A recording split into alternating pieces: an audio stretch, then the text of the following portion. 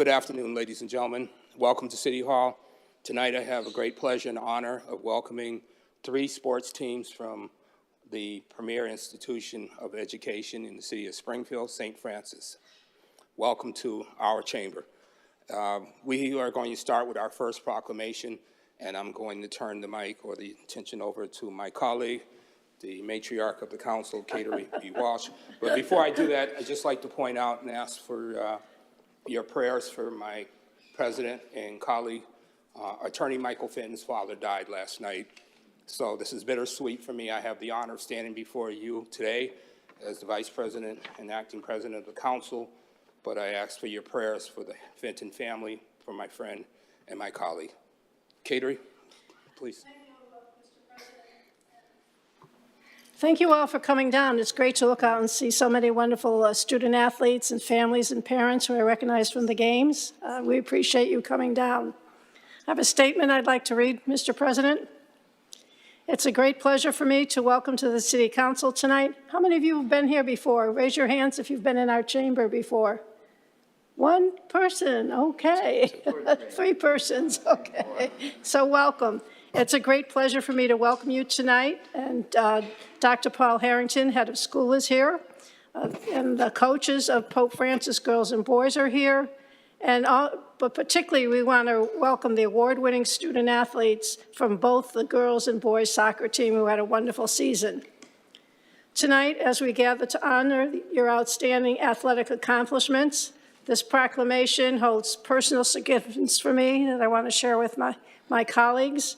Not only did 7 of my children graduate from Cathedral, but this evening I am proud to recognize one of the senior captains, Nora Walsh, who will be my 4th grandchild to graduate from Pope Francis. And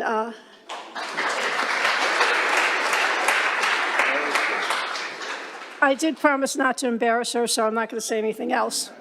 And it's only appropriate to point out, those of you in the audience, that our City Council President Mike Fenton, who unfortunately can't be with us tonight, is a graduate of Providence, as are Councilors Brown, who was an athlete on the track team at Cathedral, Councilor Sean Curran, and our City Clerk, Gladys Olola. They're all Cathedral grads. And before I read the proclamations for the girls' team, I'd like to quote an article from Mass Live. Quote, "It's been an exciting season for both Pope Francis girls and boys soccer, having been named the #1 team in their respective Western Mass rankings, a distinction of success not often seen." I think this calls for congratulations.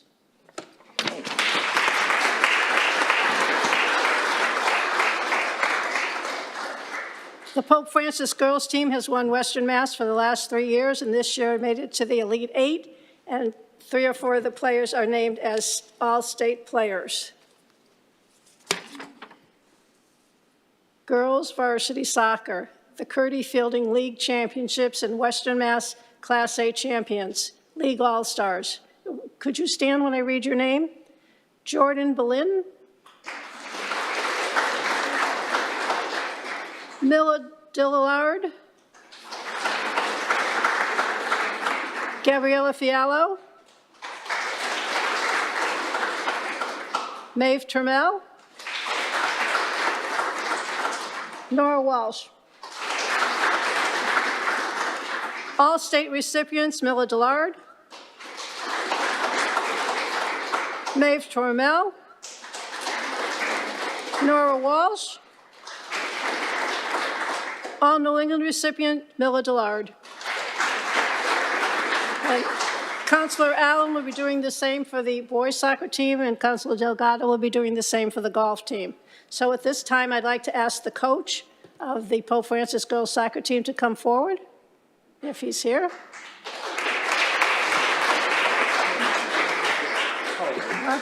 What? You want him in the mic? Okay. Yes, please come up to the mic.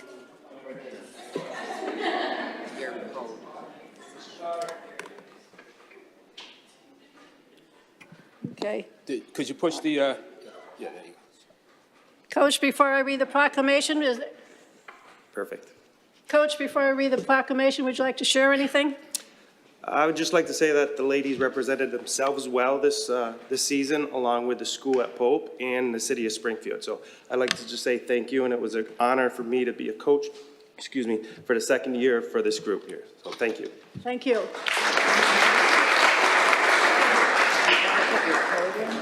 Okay, let me, hold on a minute. Wait a minute.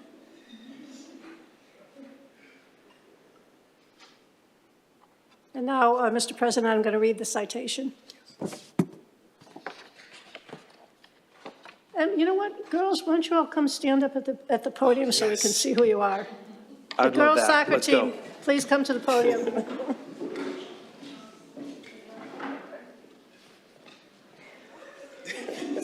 Let's go. Pretend it's a penalty kick, come on. Whereas the Springfield City Council extends a heartfelt congratulations to Pope Francis Preparatory School and the entire athletic department on their recent Western Mass Championship victories. And whereas the Pope Francis girls soccer team excelled this season, finishing with a record of 15 wins, 3 losses, and 0 ties, becoming the Curdy Fielding League champions for the second consecutive year and winning the Western Mass Class A championship. And whereas the girls' soccer team was the number 8 seed in the Division III state tournament, and although they lost in the 8th round to number 1 Norwell, boo, by a score of 3-1, this marks the 3rd straight year that they have been Western Massachusetts champions, having won the Class C title in 2022 and the Class B title last year. And whereas, and you can raise your hand as I read your name, and I hope I don't mispronounce any of the names.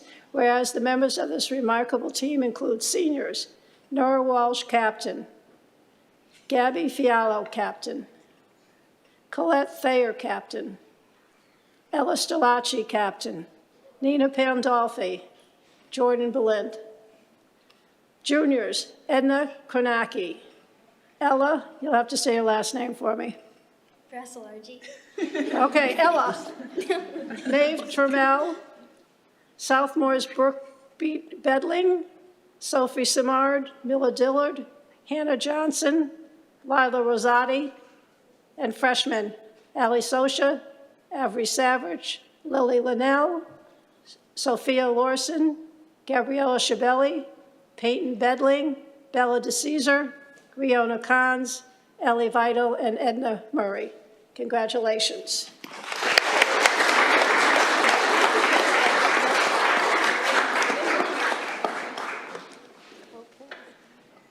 We now have proclamations. Captains, go get it. Go grab it. Now I ask the senior captains to come out, pass these out.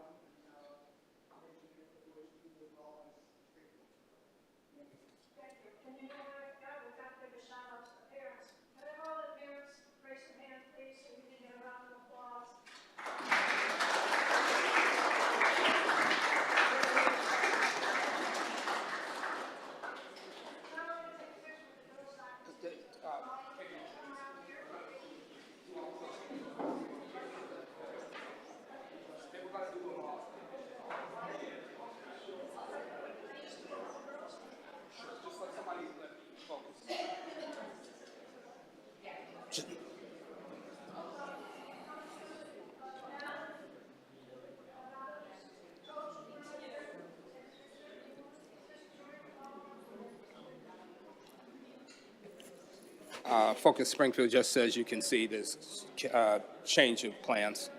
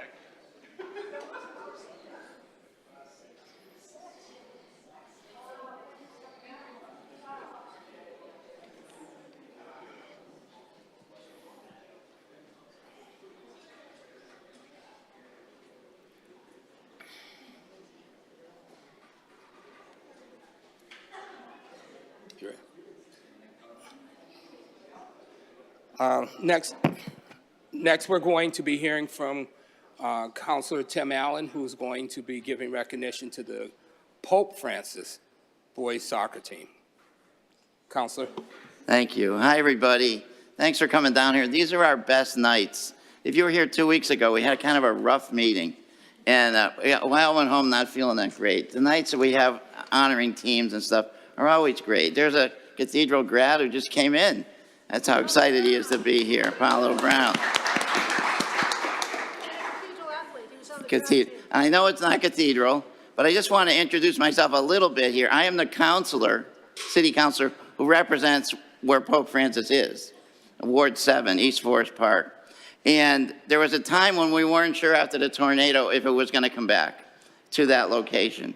And Councilor Fenton and myself and 2 or 3 other people, we worked really hard to get, I figured we needed to have that school back where it is. So I put a lot of blood, sweat, and tears into getting it there, as did many other people. And it's really gratifying to see you guys doing, the school doing so well and your athletic teams doing so well. Things don't just happen. Sometimes you have to kind of make them happen, and we were able to get the school back. So thanks to you guys for doing so great there and making it a huge success. That's great.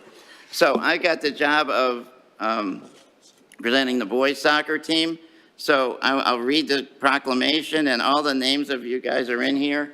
And there's also, I have the names of the people who, I read the names of the people who received individual accolades. Boys varsity soccer was 2024 Churchill League champions, Western Mass Class B champions, and the league all-stars were Ryan Davis. Just stand up. Thanks, Ryan. Nick Dias. Thank you, Andrew Ferreira. Owen Termel. And Ryan Vitavelli. Yeah, I'm putting 2 and 2 together here. Is there a Termel family person on both? Are you guys brother and sister? That's cool. That's very cool. Maybe not want to note that, but the all state recipients were Ryan Davis and Ryan Vitavelli.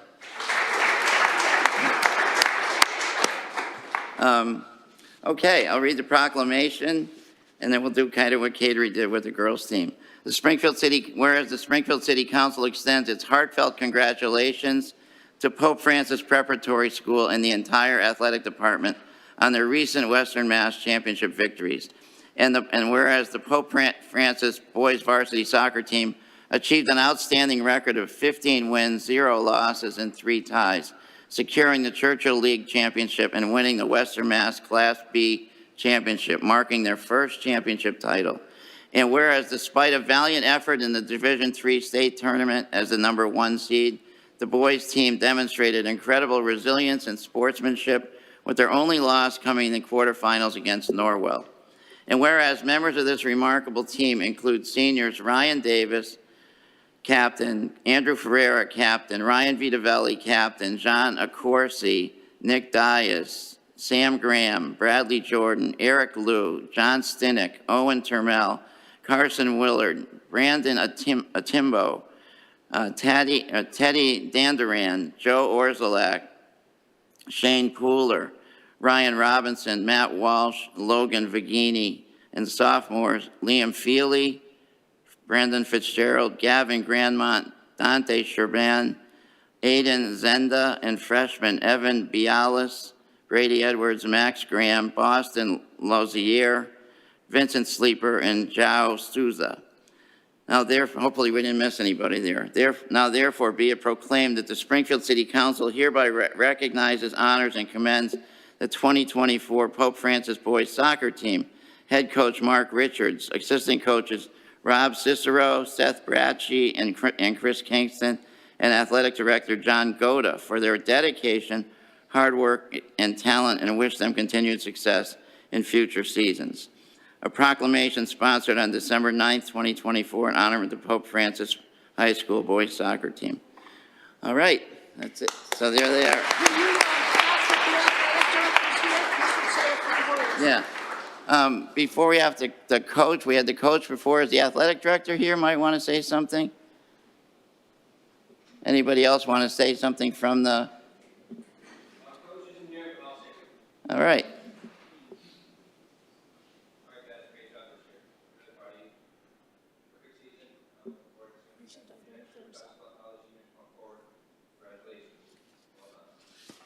Thank you.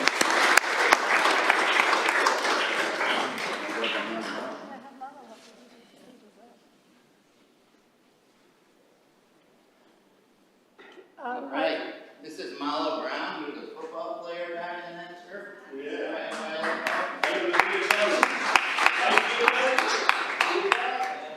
Good friend of mine. Back in 91. Yeah, hi. Did you want to make any comment? You're going to do the golf first. Yeah.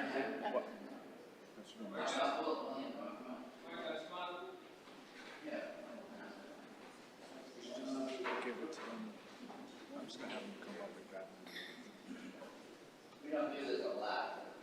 Yeah. These are all the pictures. Yeah. Okay. Yeah. Oh, great. We'll have them all come up. So here we go. There's not really much to read here. If you already read it, but we'll just hand them out after I just stop dropping. Thank you. Grant. Go ahead, Molly, you're next.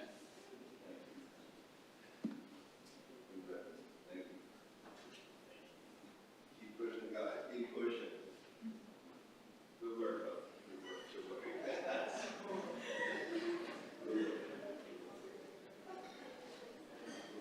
Do we have time for the captains of the teams to say? Going here for you. Nice going. Congratulations. Nice going. Here we go. Thank you. Thanks. Nice job. Excellent job.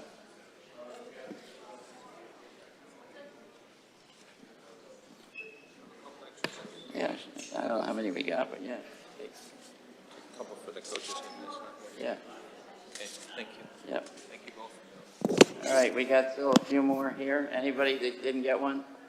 You're all set? All right. Now it's time for the picture. So come on in through the communion rail there.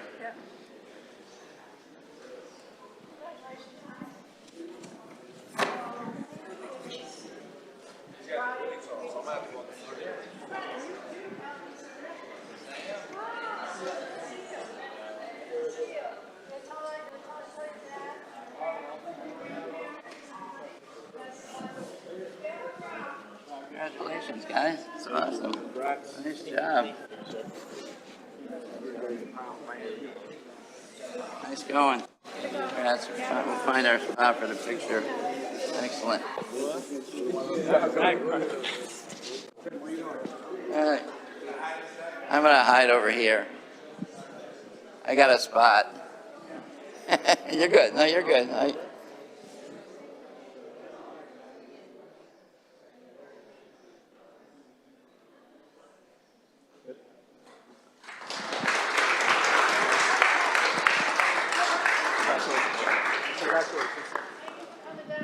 Thanks, guys. Excellent. It's exciting, isn't it? Yeah, now we're doing golf. Golf. Jose is doing golf. Yeah.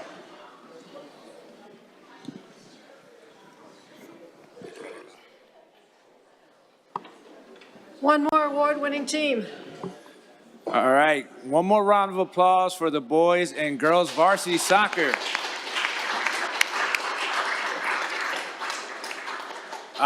My name is Jose Delgado. I am not a Cathedral grad. I went to Central, but I have a lot of great friends that are Cathedral alum. So very honored to be speaking about the next group of student athletes.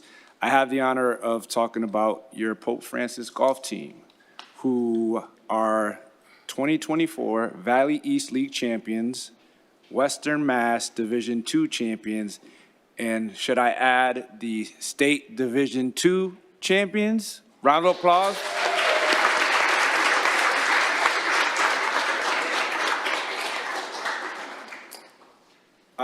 And if we could have Coach Anziano come up to the microphone, you can say a few words and then I'll do the citation. Thank you. First, I'd like to thank the City Council for having us here today. Avery Walsh, thank you very much. I'd like to say hi to Mama. We graduated together from the Cathedral. As a state champion golf coach, there's a lot of things that go into your mind as you're looking back on the season and thinking about it. And I'm just going to tell a quick little story that tells the character of this team. As a golfer, it's a very individual sport. You're not competing against anyone. Nobody is defending you. However, in high school, it is a team sport. And we spent a lot of time this year talking about the integrity of the game, playing the game the right way, treating the course the right way, and you will be rewarded and playing for your teammates. And we were very successful at doing that all year. And we were at the state tournament, and one of our top players, tied as an individual for the championship at the state tournament, and there was a playoff. There was a teeny bit of controversy during the playoff hole, and unfortunately, our player was the one who was, kind of didn't have the greatest chance of winning because of that. And I went up to my player to console him after this, and he looked me in the eye and he said, "Coach, it doesn't matter." He says, "All year long, we were told to play for each other." He said, "We came here to play as a team and we won the state championship as a team, and that's what matters." And I really think that really talks about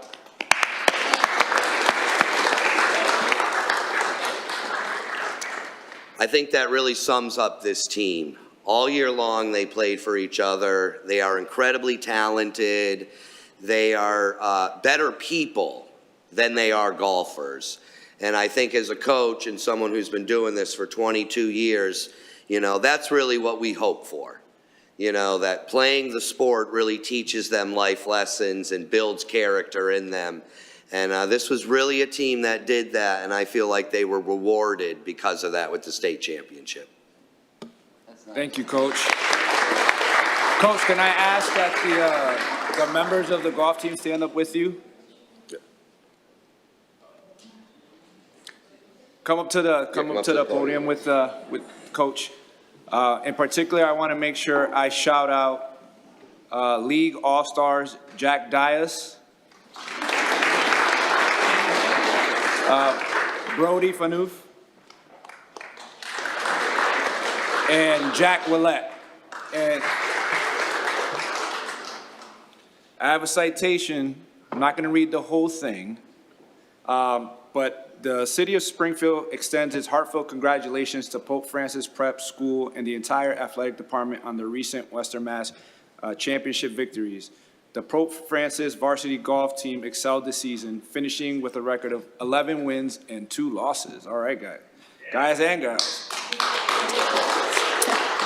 Becoming the Valley League East champions for the 4th consecutive year and winning Western Mass D2 championship after finishing 2nd the past 2 years. And whereas the varsity golf team also went on to win the D2 state championship and just the second team from Pope Francis, along with their hockey team, to win a state title. That's pretty awesome.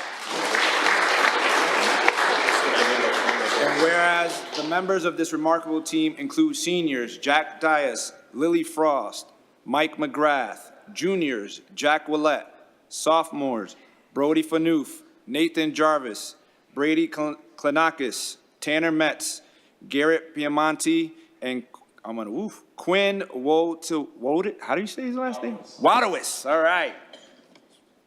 I'm going to get that one next time. Sorry, Quinn. Therefore, now be it proclaimed that the Springfield City Council hereby recognizes and honors the 2024 Pope Francis golf team, head coach John Anziano, assistant coach Mark Crodell, and athletic director John Goda for the dedication, hard work, and talent. We wish them continued success. And one more big shout out to all the parents, family members, and cousins, and aunts, and uncles, and everybody who's had anything to do with these amazing student athletes. Another congratulations to all of you guys.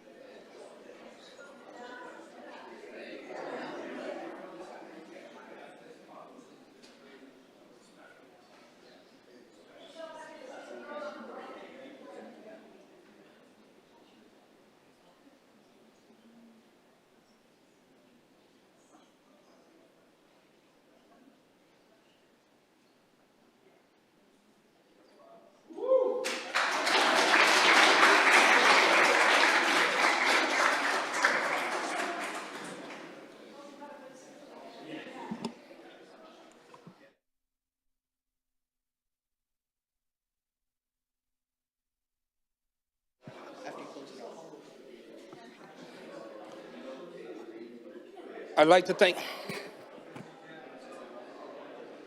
thank everybody for coming tonight and appreciate all of you and all the families, all of the participants. Very proud of you and congratulations to you all. We're going to take a 2-minute recess before we start the regular council meeting.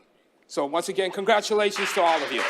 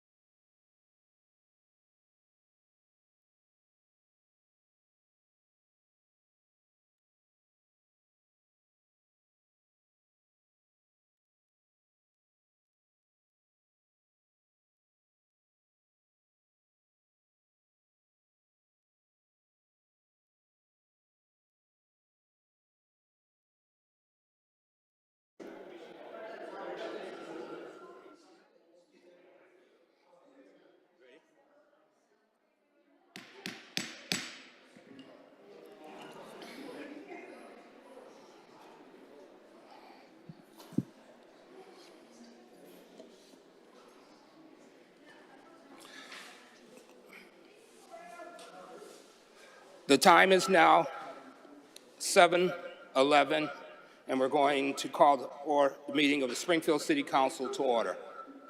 Madam Clerk, will you please start by calling the roll?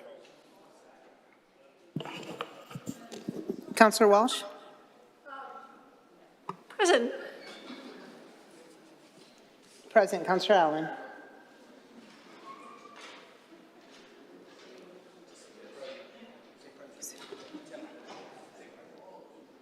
Counselor Allen? Present. Counselor Delgado? Present. Present. Counselor Click Bruce? Absent. Counselor Govan? Present. Present. Counselor Brown? Present. Counselor Davila? Present. Present. Counselor Curran? Present. Present. Counselor Santinello? Present. Present. Counselor Fenton? Absent. Counselor Whitfield? Absent. Counselor Perez? Present. Present. Counselor Edwards?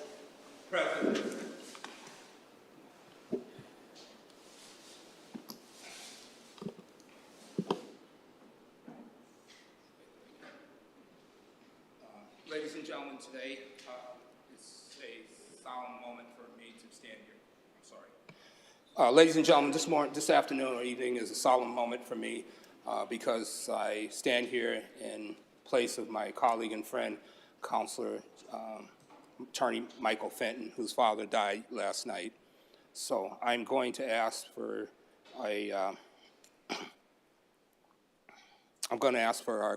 for a moment of silence for everybody to rise and honor and dedicate this moment to Counselor Fenton's father, which passed.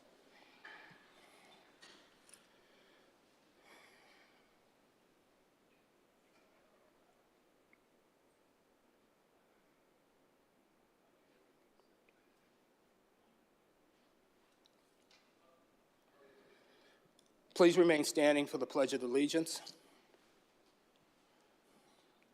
Pledge allegiance to the flag of the United States of America and for the United republic States for of which it America, stands, and to the one republic nation, for which it under God, stands, indivisible, with liberty and justice for all. liberty and justice for all. Councilors, do we have any reports of committee?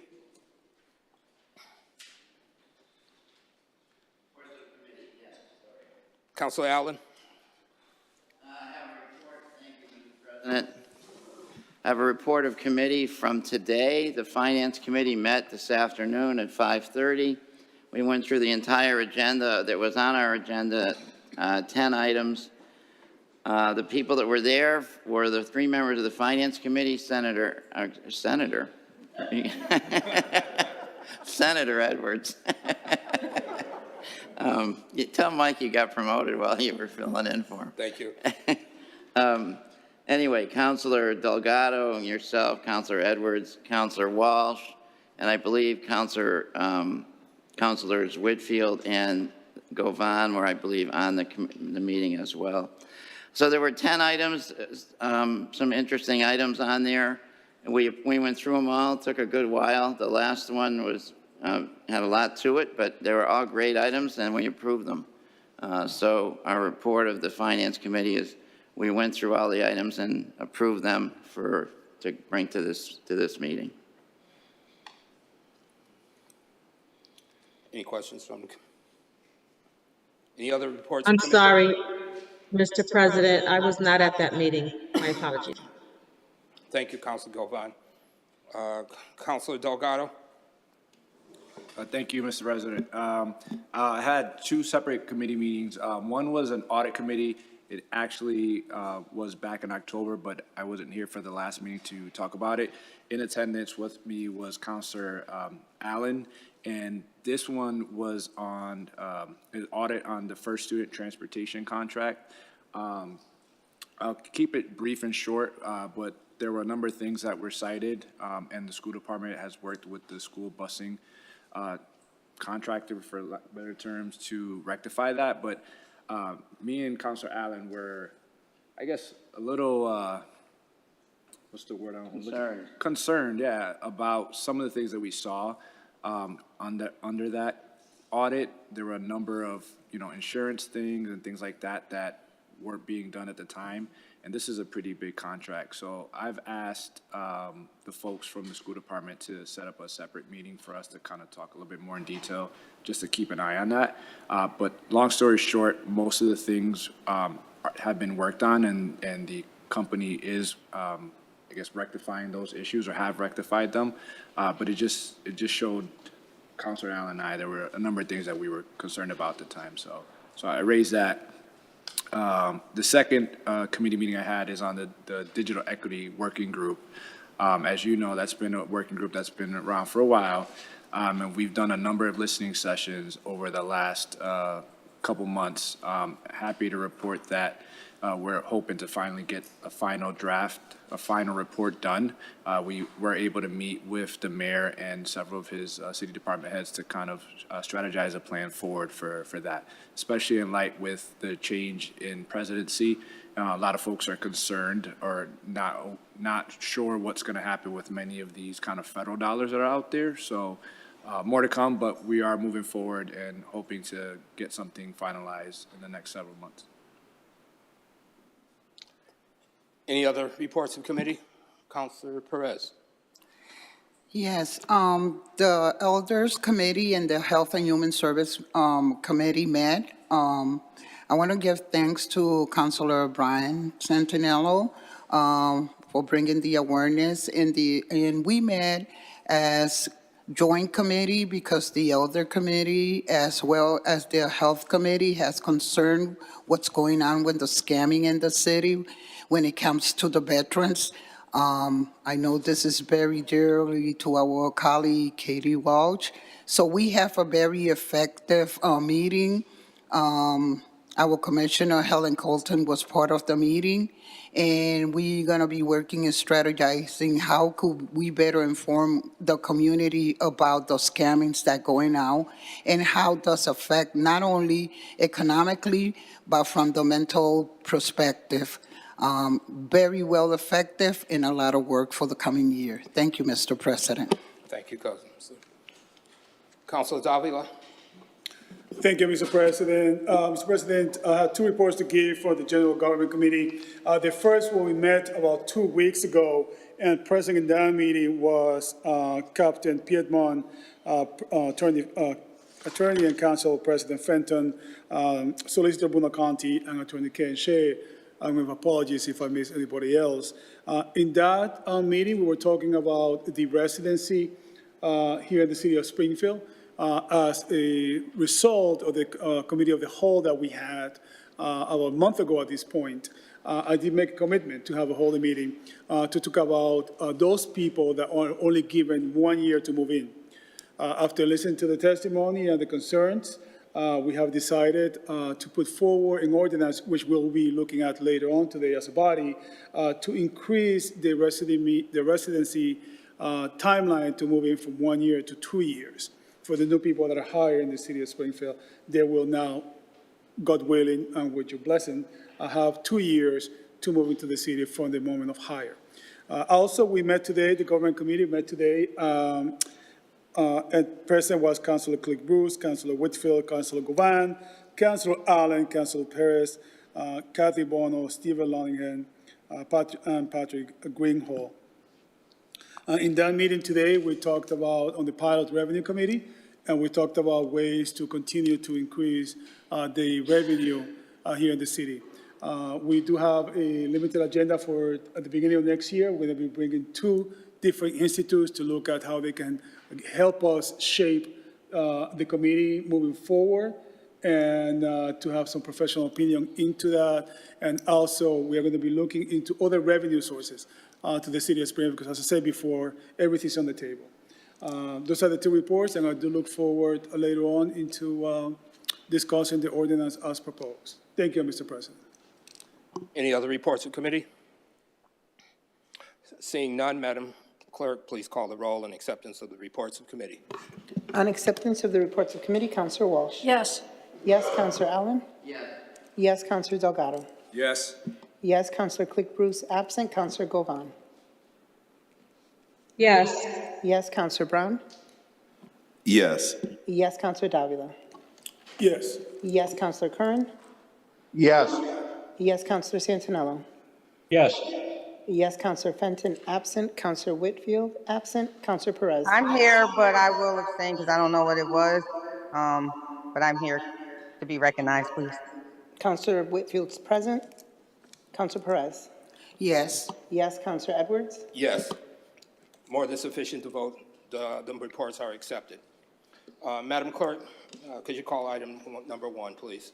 First item is October Revenue versus Expenditure Report.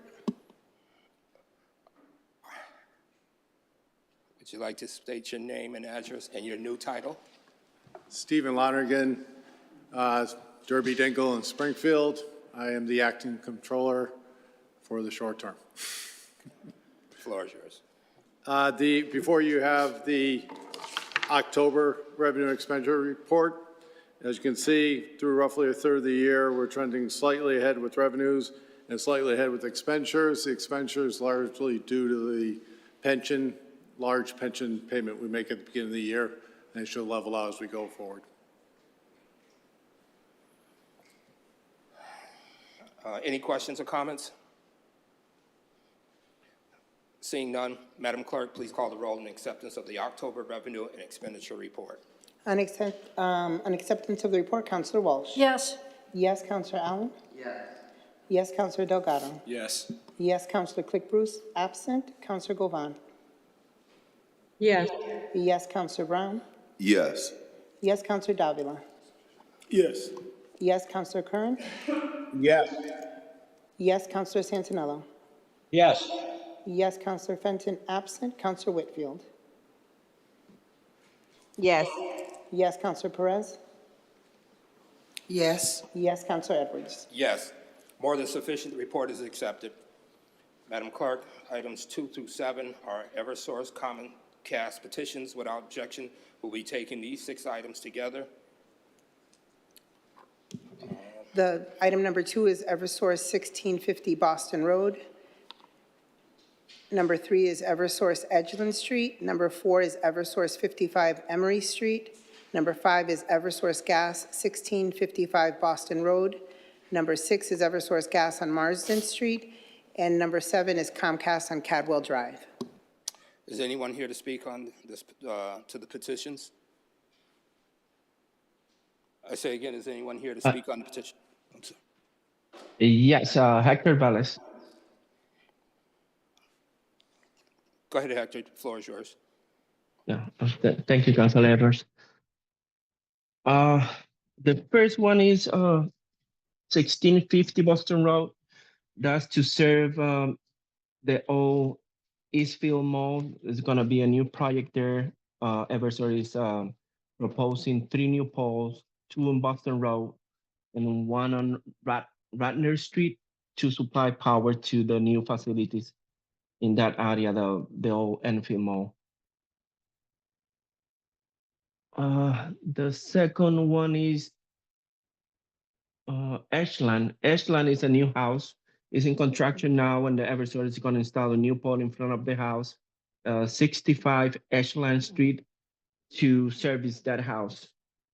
It's a new house in construction. I have East Columbus Ave.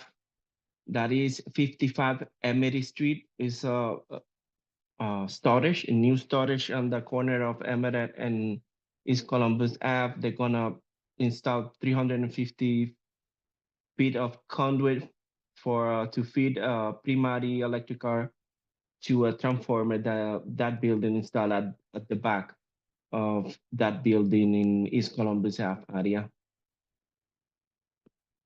And 1655 Boston Road, that's for the old Enfield Mall, Columbia Gas, Eversource Gas. It's going to install like 100 feet of 4 inches conduit to supply gas to that new project right there on the Boston Road area, the old Eastfield Mall. And Marsden Street, they're gonna replace Eversource Gas is gonna replace the old gas item pipe in one area of Pine Point neighborhood, and replace it with plastic pipe and medium pressure for reliability. In the winter, they're gonna install in Delton Place, Christmas Place, and Sydney Place. And Catwell Drive is from Comcast. They're gonna bring fiber optics to, I think so it's gonna be a Tesla service, a new Tesla service that is in construction now. And they're gonna bring fiber optics from the pole in Curve Street to 365 Catwell Drive. That is gonna be the new Tesla service center. And they're gonna supply, Comcast gonna supply fiber optics. Okay. Any questions or comments? Seeing none, Madam Clerk, please call the roll on approval of items 2 through 7. On approval of the petitions, Counselor Walsh? Yes. Yes, Counselor Allen? Yes. Yes, Counselor Delgado? Yes. Yes, Counselor Click Bruce, absent. Counselor Govan? Yes. Yes, Counselor Brown? Yes. Yes, Counselor Davila? Yes. Yes, Counselor Curran? Yes. Yes, Counselor Santinello?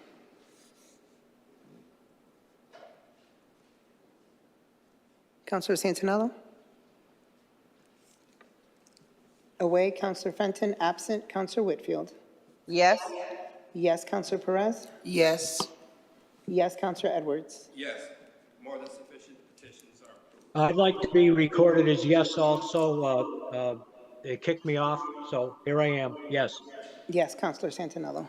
Thank you, Councilor Santinello. Madam Clerk, item number 8, please. Item number 8 is an order authorizing the mayor to execute a quitclaim deed for the transfer of title of Eastside Dibu Drive, Lot 234, Lot 235, and Eastside Lois Street, Lot 123.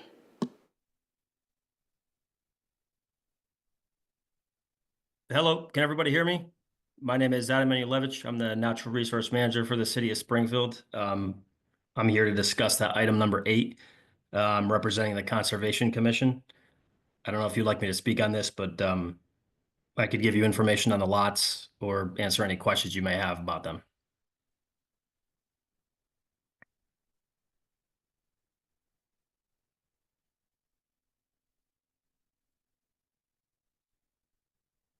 I have questions, Counselor, President. Yep.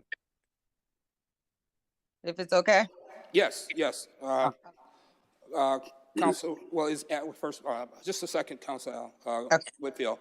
Is he here? I'm here on Zoom. Okay, yes. Sir, could you state your name and title, please, and address? My name is Adam Manulevich. I'm the Natural Resource Manager for the City of Springfield. I am here to represent the Conservation Commission. Okay, the floor is yours. We would like to obtain a couple properties. The first being the Eastside Depot Drive. It is lot 234, parcel ID 037350008.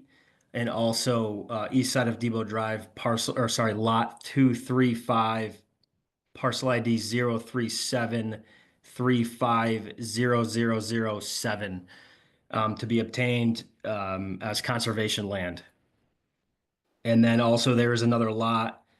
It is Eastside Lois Street, lot 123, parcel ID 078700036. We would like to withdraw the request to obtain that property because it is written here as it's actually the wrong parcel ID that was written down on the sheet. So I just want everybody to be aware of that. Okay. Councilor Whitfield? Thank you, Mr. President. So Adam, these lots are non-buildable lots?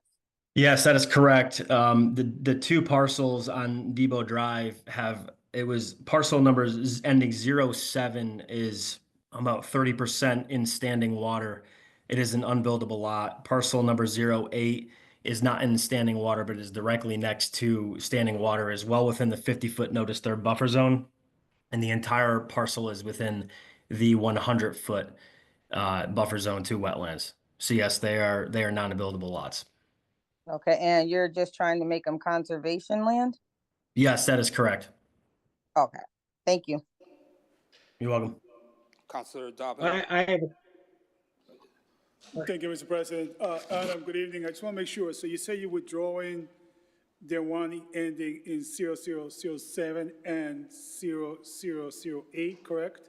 No, we are withdrawing, we would like to obtain the ones in 0008 and 0007. We would withdraw the one with 036, as that is the parcel ID on the agenda was written incorrectly. This is not the correct lot. That lot is within a neighborhood. Okay. I guess, Mr. President, I guess the question that I have is on his request, do we just delete it, or how do we make a motion? Okay. Okay, all right, thank you, Mr. President. Okay. I believe Ken? Would that require a separate motion at this time to withdraw those? I would say it would, yes. Okay. It's different from the first part of that order. There are two separate types of actions taking place. Okay, so we do that at the end, correct? Councilor Santinello, we'll do it at the end. That's fine. Councilor Santinello, followed by yeah, Councilor I just have a Bobbitt. question. Yeah, I just have a couple of questions. On these lots, we bought those for $1? Yes. Okay, and the person that we're buying it from somebody that owns the lots? I don't know the answer to that question. I can't answer that in detail, but I know that they were. I want to know if these lots are being gifted. Are they being gifted to the Conservation Commission? Do they have they have no value?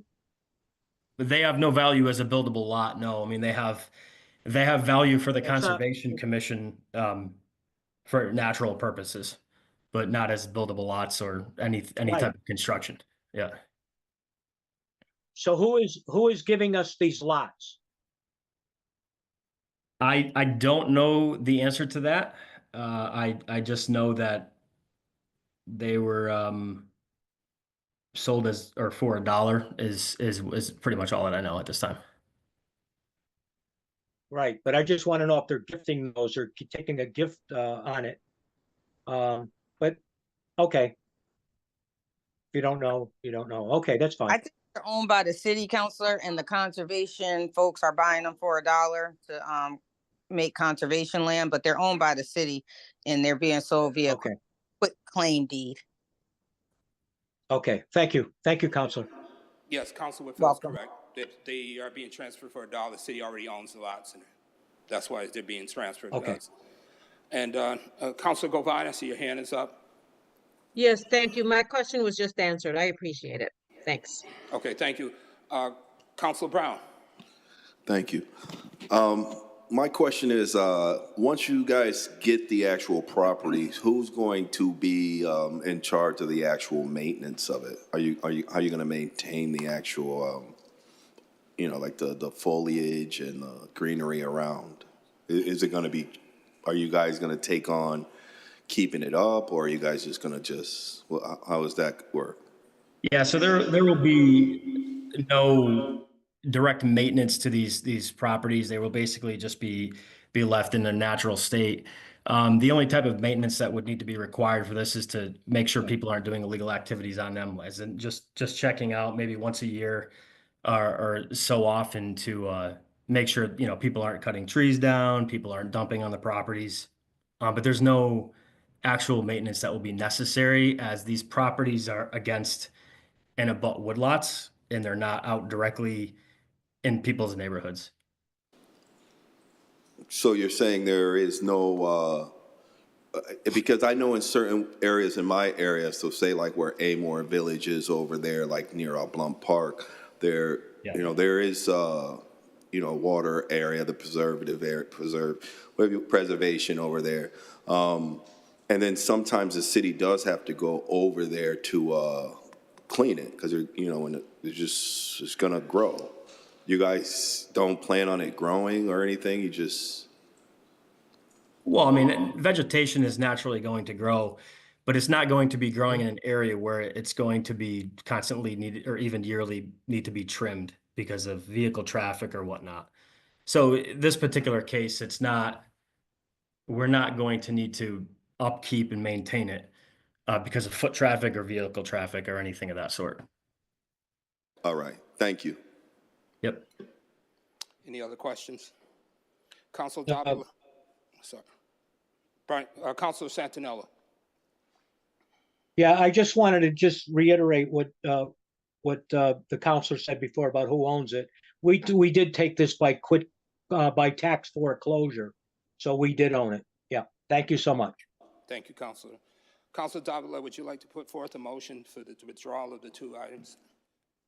Correct, Mr. President. I believe the motion is to remove the wording of, Mr. Adam, please correct me if I'm incorrect. Lot 123, number 07870-0036 from the wording, to remove it. There was two of them. It was, There was only one or two. It's just a single. No, that's just a correct. single, It's just yeah. the one.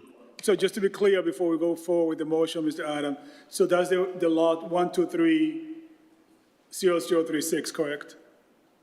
That is correct. Okay, all right, so that is the motion, Mr. President, to strike the wording saying lot 123, number 07870-0036. Is there a Second. Motion's been seconded. Madam, is there any questions? Madam Clerk? On the motion to amend the order, Counselor Walsh? Yes. Yes, Counselor Allen? Yes. Yes, Counselor Delgado? Yes. Yes, Counselor Click Bruce, absent. Counselor Govan? Yes. Yes, Counselor Brown? Yes, Yes, Counselor Davila? Yes, Yes, Counselor Curran? Yes. Yes, Counselor Santinello? Yes. Yes, Counselor Fenton, absent. Counselor Whitfield? Yes. Yes, Counselor Perez? Yes. Yes, Counselor Edwards? Yes. Motion. The vote is sufficient. It's approved. Madam Clerk, can you call item number 18, please? Excuse me.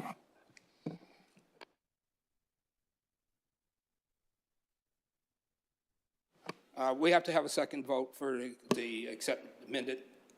So, Madam Clerk, could you call it for the acceptance of the amendment? On acceptance of the order, Counselor Walsh? Yes. Yes, Counselor Allen? Yes. Yes, Counselor Delgado? Yes. Yes, Counselor Click Bruce? Absent. Counselor Govan? Yes. Yes, Counselor Brown? yes, Yes, Counselor Davila? Yes. Yes, Counselor Curran? Yes. Yes, Counselor Santinello? Yes. Yes, Counselor Fenton, absent. Counselor Whitfield? Yes. Yes, Counselor Perez? Yes. Yes, Counselor Edwards? Yes. The vote is sufficient. This one doesn't have to, no, you automatically accept this one because it's under 100,000. Number 9. I don't have. Madam Clerk, could you call item number 9, please? Item number 9 is an FY25 Mass Cultural Council grant, no match required, in the amount of $18,300. Because it doesn't require, it's automatically accepted, so we need to vote. On approval of the grant, Counselor Walsh? Yes. Yes, Counselor Allen? Yes. Yes, Counselor Delgado? Yes. Yes, Counselor Click Bruce, absent. Counselor Govan? Yes. Yes, Counselor Brown? yes, Yes, Counselor Davila? yes, Yes, Counselor Curran? Yes. Yes, Counselor Santinello? Yes. Yes, Counselor Fenton, absent. Counselor Whitfield? Yes. Yes, Counselor Perez? Yes. Yes, Counselor Edwards? Yes. It's, the roll is sufficient. It's approved. Madam Clerk, could you call item number 9, no match required, also? Item number 9 is an it's a Parks Department LWCF grant, Magazine Park, in the amount of $1 million, match required. That not- No, That's number 10. That's 10. Number 9, please. We just did number 9. That was 9? Yep. Okay, number 10, please.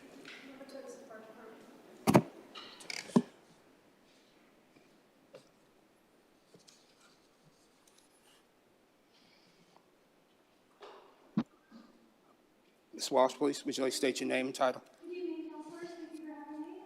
Laura Walsh, Senior Parks Project Manager. I knew that was going to happen. Thank you for having me. I'm Laura Walsh, Senior Parks Project Manager for the Parks Department. I'm here to present the Magazine Park grant for your consideration. We received a Land and Water Conservation Fund grant for the renovation of Magazine Park. It would be a complete renovation of the park to increase accessibility, inclusivity, and climate resiliency, focused on the recreational amenities such as the playground, the splash pad, basketball, a softball diamond, a 60-foot diamond, picnic pavilion, trees, plantings, landscaping, and more. It's going to be a great spot for the McKnight Neighborhood Council. It is the largest park in their neighborhood, so it will have a little bit of everything. The project total is $2 million, $1 million from the grant program and $1 million from the city. And this is for construction, so we'd be moving into construction in the spring 2025 season, and we'll be completing it as soon as possible, but the grant ends December of 2026, so we will definitely be done before then. Any questions? Councilor Brown? Thank you. First, I want to thank Laura. I want to thank you for, this is a project that we've been working on, and it's been in phases. When I first got on the council, if you went down to Magazine Park, it was a dust bowl. It was, you know, and through the different phases, we put benches in there. And this particular one, I know the neighborhood council and the community with the mayor and Laura, we worked on, I mean, they fought for tooth and nail for everything we could get in there. I think I even said I wanted a swimming pool. Yeah. But You gotta get you're getting a splash pad. So splash pad. that'll- But this is something really that our community needed. All our parks, I want to thank you. I mean, you've put every single park in our area has been redone. And we have a few new ones. So, I mean, the attention and the dedication, you know, you have as far as in the inner city, I mean, you definitely changed the whole outlook. So this Magazine Park project is something huge. It's something big. It's a place where the community always go. And I'm so excited, and I just want to thank you so much for the work that you've done, because I don't think people know how much you had to hear a lot of the fussing and fighting, and you really done a great job of making things work. So I want to thank you. Thank you. You're welcome. I'd like to, on that, this project really started from a CPA grant that the neighborhood submitted for the design, and then we were able to move into a larger grant for the construction. So it's been a collaborative effort of everyone, so thank you. Yeah, I just wanted to briefly echo Councilor Brown's remarks. These park grants are very, very difficult to put together. It's a lot of work, and so just to commend Ms. Walsh there, all the work that you've done to put that grant together. I know it's time consuming and there's a lot of details that are required in those grants. So thank you for your work on this, and it's a great news here at the City Council and for the city. Thank you.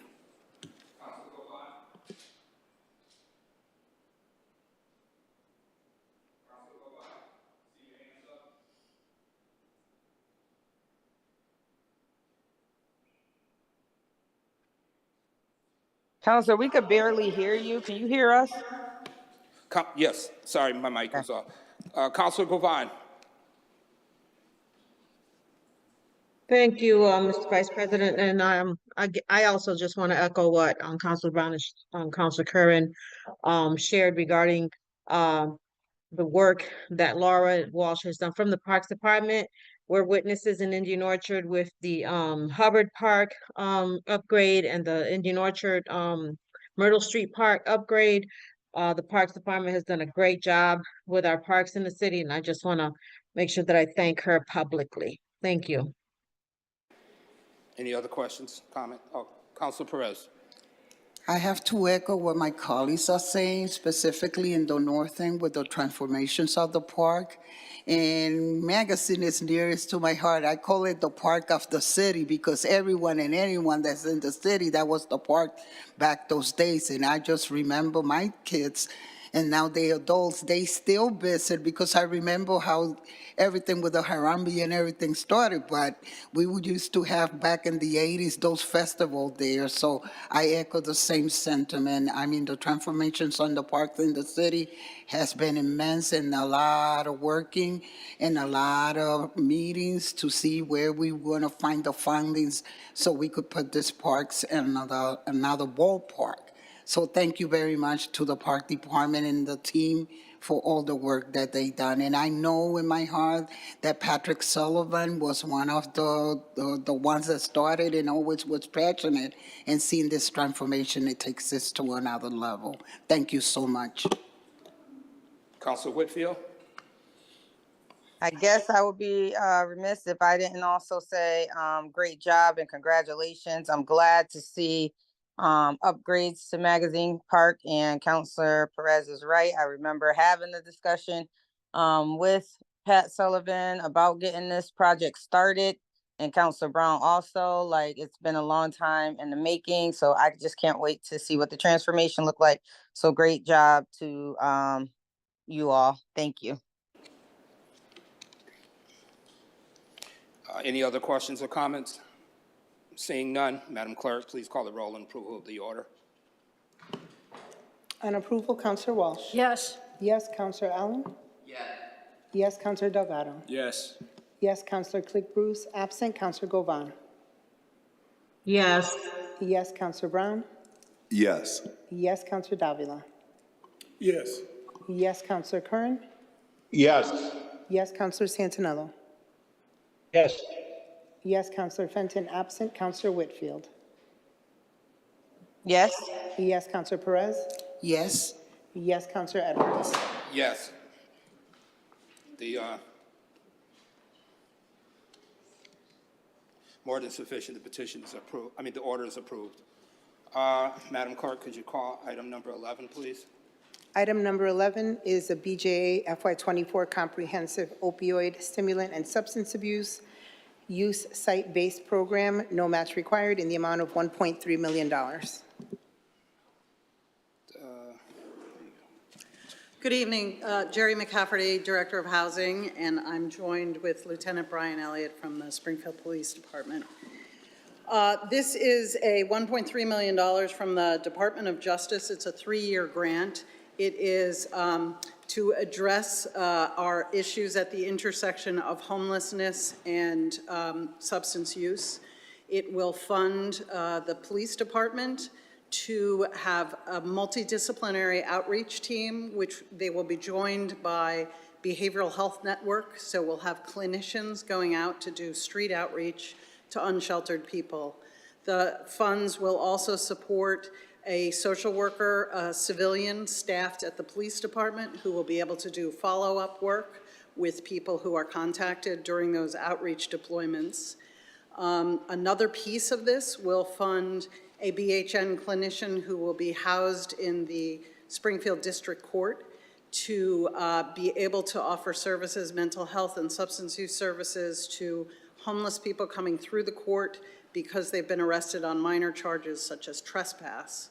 The final piece of this is a research component with the UMass Amherst Department of Public Health, looking at how effective this work is and connecting us to other communities that are doing similar projects to evaluate along the way and see any areas for improvement or changes in our strategy. Any And questions? we're here to take any questions. Any questions or comments from Council Davila? Thank you, Mr. President. Good evening, Jerry, Lieutenant, good to see you again.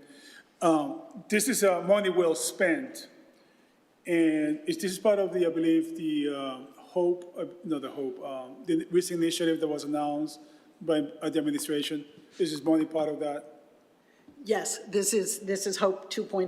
That's what it was, Hope Project 2.0. Hope 2.0 I hear you. that was subject to an announcement just Right. recently. So first, let me start off by saying that this is absolutely money well spent.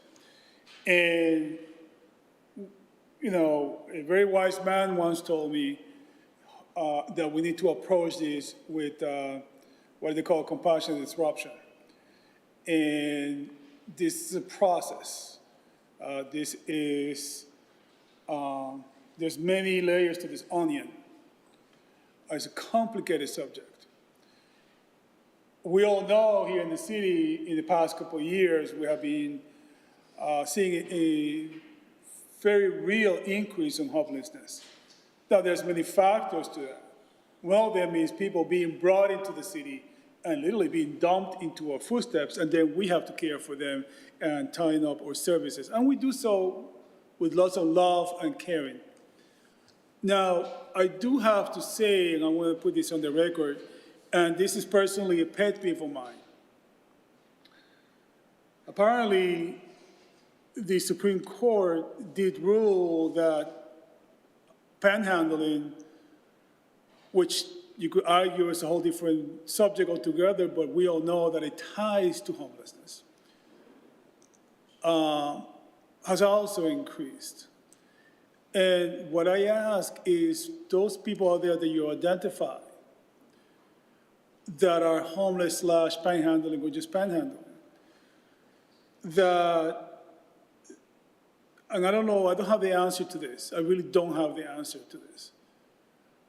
But they do have the right to panhandle, but they don't have the right to litter, to put other people in fear, to block traffic, to block the sidewalk. Hell, the other day, I almost hit somebody on the X in the middle of the night that just came out on my window. I'm like, so I say that, and I'm gonna continue beating this drum. I feel that, again, this is a good step.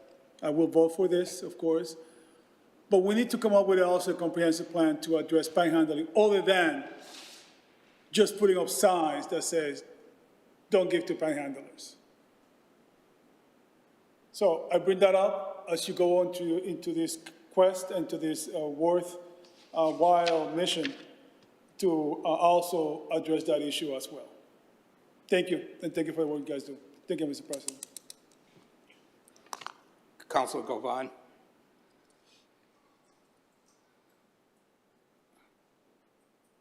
Thank you, Mr. Vice President.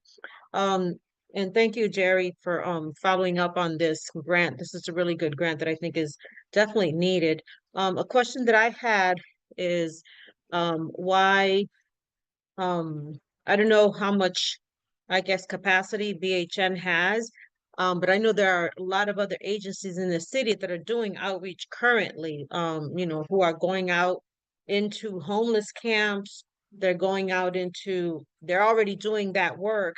And I'm not sure, I guess I'm going to say that they may have more knowledge and experience on this. So I'm not sure why BHN is the only agency that is being targeted for that. Because it's a lot of times I hear that BHN is, you know, involved in these grants, especially with the partnership with the police department. Have you talked to anyone like at Tapestry? Because I know that they do some serious outreach to people who have opioid issues. Yes, thank you, Councilor. I think one of the key pieces here is that BHN is designated by the state as the crisis response for the city of Springfield. As a result, the Department of Mental Health funds BHN to be part of crisis response with the police department. So there is an existing partnership there that has really been determined by the state as the underlying entity. The other piece of this is they are the major provider of substance use services, and what they're saying to us is by being part of this work, they are able to immediately get people into, so we know that when people say they want treatment, that is the time to act immediately, because if you wait, they may no longer be in that place where they're wanting treatment. So they have the capacity to be able to transport and immediately put someone into a treatment bed. So those are really the reasons why we came to BHN. I don't know if Well, right, Lieutenant and I'll Elliott just wants add to to add. that. I seek a yearly grant opportunity. We fund 3.6 clinicians that are connected to the 911 system. So we're doing Intercept. These are all modern police practices. These are best practices. These are things that you would desire, which we could have got them going years ago. So we're now bringing clinicians right to the issue where somebody is in crisis, their greatest moment of need. We're bringing additional resources than just the officer. That relationship has spawned off into other things, such as this opportunity. We have a working familiarity with these clinicians. This is not to replace or supplant any other outreach. This is to complement that outreach and exploit the relationships that we currently have. They're in my office. They base out of 75 Dwight Street. It's been very, very successful. We receive somewhere in the neighborhood of 300 to 400 calls a month for crisis that we handle. And this is in addition to, and this, by the way, isn't just homeless. These are addicted, mentally ill, they're unsheltered for a host of I can't hear you, I'm sorry. This is Did not the just mic go off? It is on. It's not just a homeless grant. This is addressing, I think I know the guy, counselor, that was knocking on your window on Sumner Avenue. And that would be one of our responses, where we'd go out and we'd just talk to him and try to figure out how do we get him connected to services so he doesn't have to knock on your window. That's all this is. This isn't criminalizing anything. This isn't coming from an enforcement standpoint. We're not looking to pull people into the criminal justice side of the world. We will if we have to. We won't overlook that. But this is a half glass full type thing where we're trying to take advantage of current relationships. The work that Jerry McCafferty put on this is just second to none. On behalf of the superintendent, I want to recognize that publicly. She's a true partner of the police department, and we appreciate that. And I thank you for that, and I agree with you totally. You know, Jerry has been a staunch worker of getting these grants into our city, which are direly needed. And I used to work at BHN in the crisis unit. So I know how intense that work is. And at times I feel like sometimes they might be overburdened, I guess I could say, because they are one of the you know, biggest mental health and substance abuse agencies in the city, but there are a lot of others. So I'm just wondering if we can expand the collaboration across the city, right? Because they're not the only ones. And at times when we do think that they're the only ones, they're going to be burdened with the need. So when I call for a crisis call, you know, I have to wait, you know, hours, sometimes days. People go to the ER for crisis assessments and they might have to wait, you know, 6-8 hours for a clinician to come out because, you know, BHN is being called so much. So we do have other agencies in the city, and I just want us to start thinking about greater collaborations, right? Gandara is a really big mental health agency that has access to the resources that you're talking about for detox and for beds. I know I've tried to place people in residential beds at BHN, and I'm told that there's, you know, a wait list, 3 to 6 month wait list for those. So it's like, you know, this is a really serious issue, like Councilor Davila said, and it's something that we need to continue to work on. And I'm really excited that for this grant, which I'm definitely going to be supporting. But I guess in the future, I would just like for us to think about increasing our collaboration across the city, not just with one agency. Thank you, Mr. Vice President. Council Whitfield? Thank you, Mr. Vice President. So I just want to make a couple of points. Hi, Brian, what is your title now? Lieutenant. Hi, Lieutenant. Thank you. I was just gonna ask Focus, could you let me see who I'm speaking to, please? And stop doing that. That doesn't make any sense. Just because someone got caught making faces before, we shouldn't have to do that. But anyways, I just wanted to say that this feels a little bit like the construction development field. We, for so long, let certain developers have a monopoly on the projects that come through the city of Springfield. Now, since Hub and Core got started with Jesse Letterman as counselor, and after I went to some Hub and Core meetings, I've been asking, so this is not a new request that Councilor Govan is asking for, if we could open it up to more agencies or small businesses that actually work with the population, that actually do outreach, that actually probably are diverse enough or know a lot of these people that you also are trying to service and have relationships built up with them already. And yet every single time this grant is written, no one's being asked to come to the table but BHN. I'm not opposed to BHN or the work that they do at all. I think they do great work. I just want to put that out there.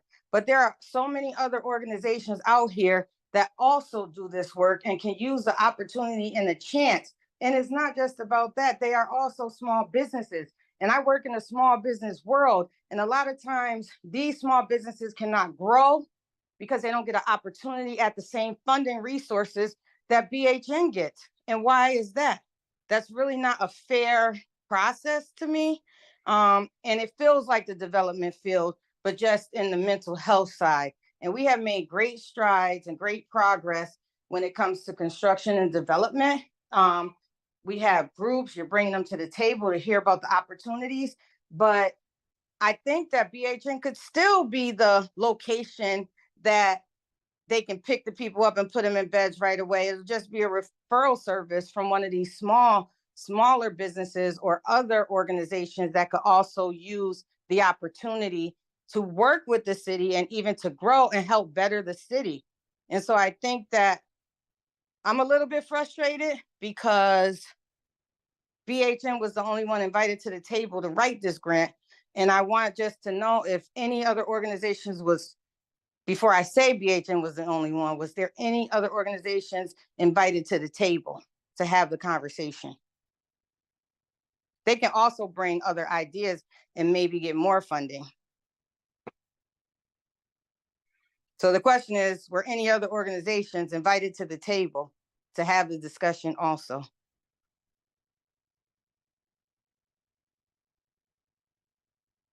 That's to either Jerry or Brian.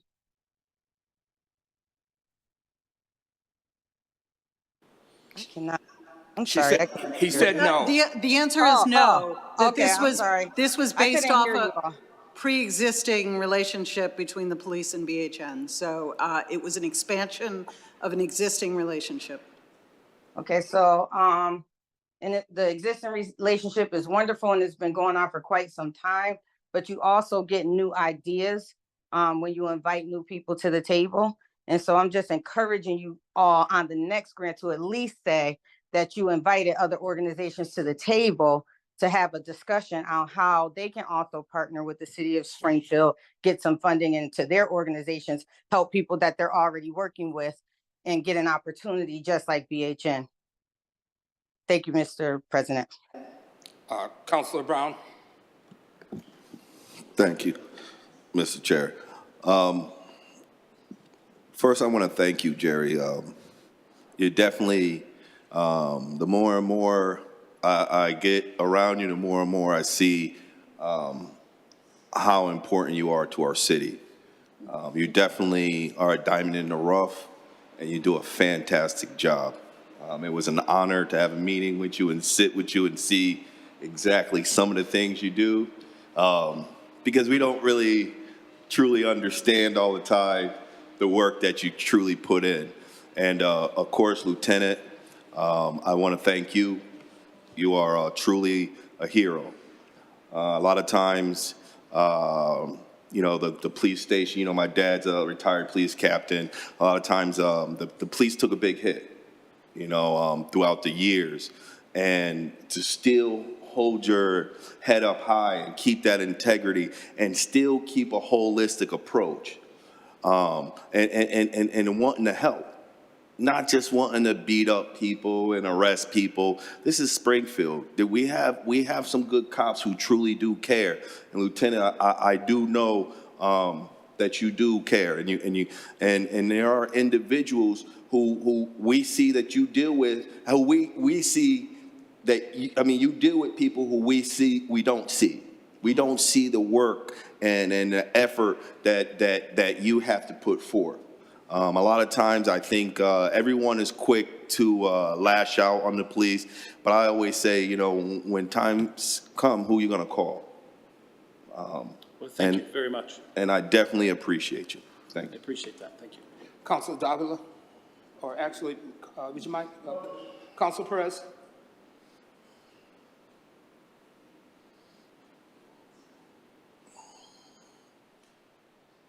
No. I just want to echo what my colleague Brown is saying. I think that one of the concerns that I have at this point is how could we filter out the effectiveness of this project to the community? Be a report that we could, as councilors say, is effective, let's have some more monies allocated. I mean, some type of information. I don't know if you are thinking for further future, creating an advisory board, because the concerns that has arisen from different agencies when it comes to the beds, and I have to echo what my Councilor Goban has said, because in the field that I work, it is so hard. I mean, sometimes I have driven patients for a bed, and it takes not only 8 hours, sometimes to the next day, and still the client is waiting for a bed to be placed, not knowing where's this client, the anxiety, the building anxiety, where he's gonna land after he's approved. So I think a type like that, advisory board filtering out to the community how effective it was, and look how, what did work, what did not work, so we could have some type of feedback. Thank you so much. Councilor Davila. Thank you, Mr. President. Please allow me first to say that Councilor Perez's idea is a wonderful idea. And I think that's something we should continue to explore and look at so that we can have real metrics and measure the effectiveness of this. Now, let me start by saying what I think is a universal truth, and that is that this city has changed. I think we all know that. From a political standpoint, from an economic standpoint, this city has changed. And I do believe that, therefore, we must change the way that we govern. Lieutenant Elliott, I have a quick question for you. Does this grant require us to share our clinicians with the surrounding towns? No. Are we still doing that, Lieutenant? For the grant that I seek to have the clinicians work with us for the 911 side, Yeah. they work exclusively for the city of Springfield through the police department. Okay. This particular grant is structured similarly, where the clinicians would work directly with myself and the officers that work this particular But are we project. currently sharing clinicians with other cities and towns? Currently, right now? We do not. I don't share well. We have plenty of need in Springfield. I can tell you that there are other clinicians that work for BHN that are working in other cities and towns. But And do you know who's funding that? Are we? they don't leave our city. For the ones that we pay for, they stay right on Dwight Street, and then they go to calls, and I monitor all that. So I'm actually right with you. I like my toys in my playpen. So you're telling me that currently the clinicians under this grant, the 3.6 clinicians that you mentioned are to stay in Springfield only, That's correct. Okay. I believe that last year I was told that we have the same amount of clinicians. The only reason I bring that up every year seems to me for the last 2 years, Lieutenant, I don't believe you were here last year, if I'm not mistaken. It was to somebody else. But I've implored that we increase the amount of clinicians during the holidays, which you and I know very well, that that's when most of the crisis and the behavioral crisis, psychiatric crisis spike up. Depression, suicide attempts. Can you give me your thoughts on that? Well, I know they haven't gone up. I'm just wondering why.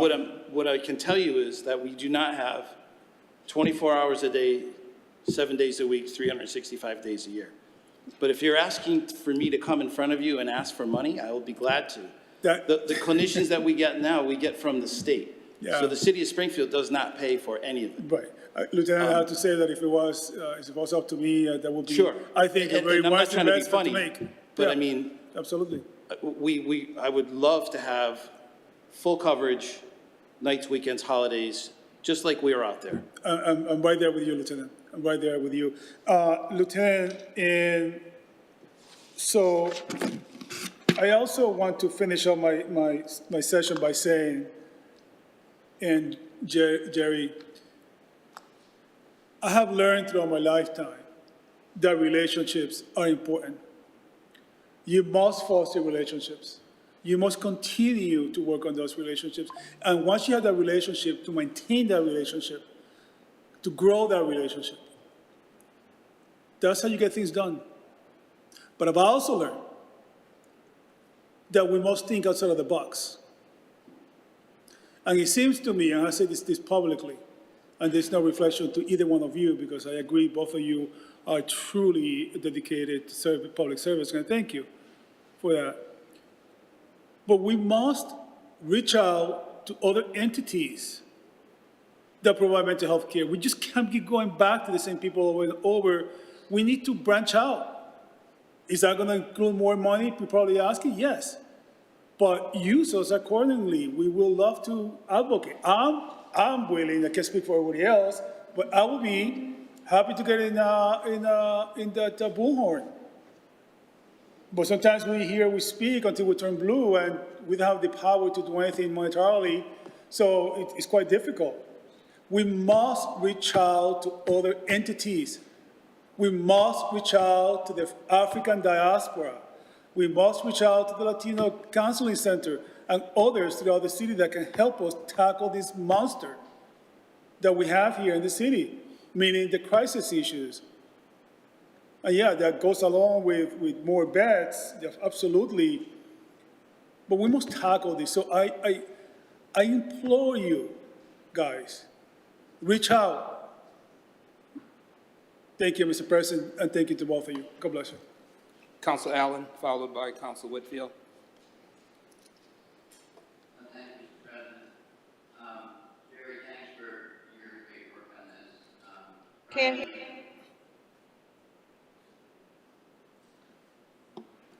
Jerry, thanks for your great work on this over the years. And it's amazing how the housing department gets pulled. As you see, we see in this grant that's still ahead of us in this meeting about how the housing department gets involved in work with so many different other parts of the city. And Brian, you've been coming before this group since I've been on the city council 15 years, and appreciate your consistent work on all this stuff. Obviously, there's been a message tonight to thank you for the great work in this grant that you're coming before us now, and also to consider reaching out to other agencies. That's been said by a couple of my colleagues, but I just want to make sure you realize how grateful we are for the work you're doing and working together, two different agents, two different parts of the city, the police department and the housing department, doing a great job working together. So thank you for that. Is there someone else coming behind me? Okay. Thank you. I want to call the question, yeah. Well, you can't talk is what we determined last time. If you want to call the question, you just have to call it. Can't make a speech. I understand. I'm just saying that. But I'm just going to saying. be quick, Counselor, if you just grant me a little bit of the time if you're done. I just wanted to, can you all hear me? I'm having problems with my connection right now. That's why I'm asking that. But I just wanted to ask, is there an opportunity for BHN to subcontract through this grant at all? Not this grant. Future grants, everything's on the table. Okay. If I may, I do want to say that, you know, this is part of our response around homelessness. Much of the funding for which comes through the Continuum of Care. The Continuum of Care funds Gondara, funds River Valley Counseling Center, funds New North Citizens Council, funds multiple other agencies that are in the realm of behavioral health response. So I do want to say this is one grant opportunity. I think that there are many others that go to other entities in the city. The Continuum of Care has a separate board, so it doesn't come before this council for approval. But I do want you to know that considerable funds come through the city and go to those other agencies. And I do work with those agencies. I mean, they have direct access to me and the officers. Thank you. Yes, Lieutenant Elliott, we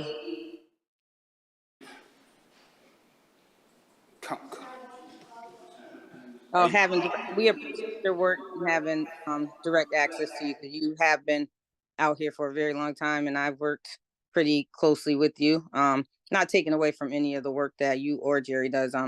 What I love about Jerry is that when you give feedback, she usually consider it and then put it into action, just like she did with the development and construction field. So that's the reason that I brought that up, because that was a great example of when we were looking for a change, and she actually got contractors together, made it happen, and told them about the opportunities. And so that's the reason that I mentioned it. I didn't mean it as an attack or a dig on this grant or the work. It's just that, Lieutenant Elliott, we've been talking about it for quite some time, and just seeing how we can bring other organizations in, because I mean, I think that we can be even more powerful, right, if we diversify our resources to the community. And so, Jerry, I'm really glad that you mentioned all the other grants. You have given training on those other grants. I really appreciate your transparency.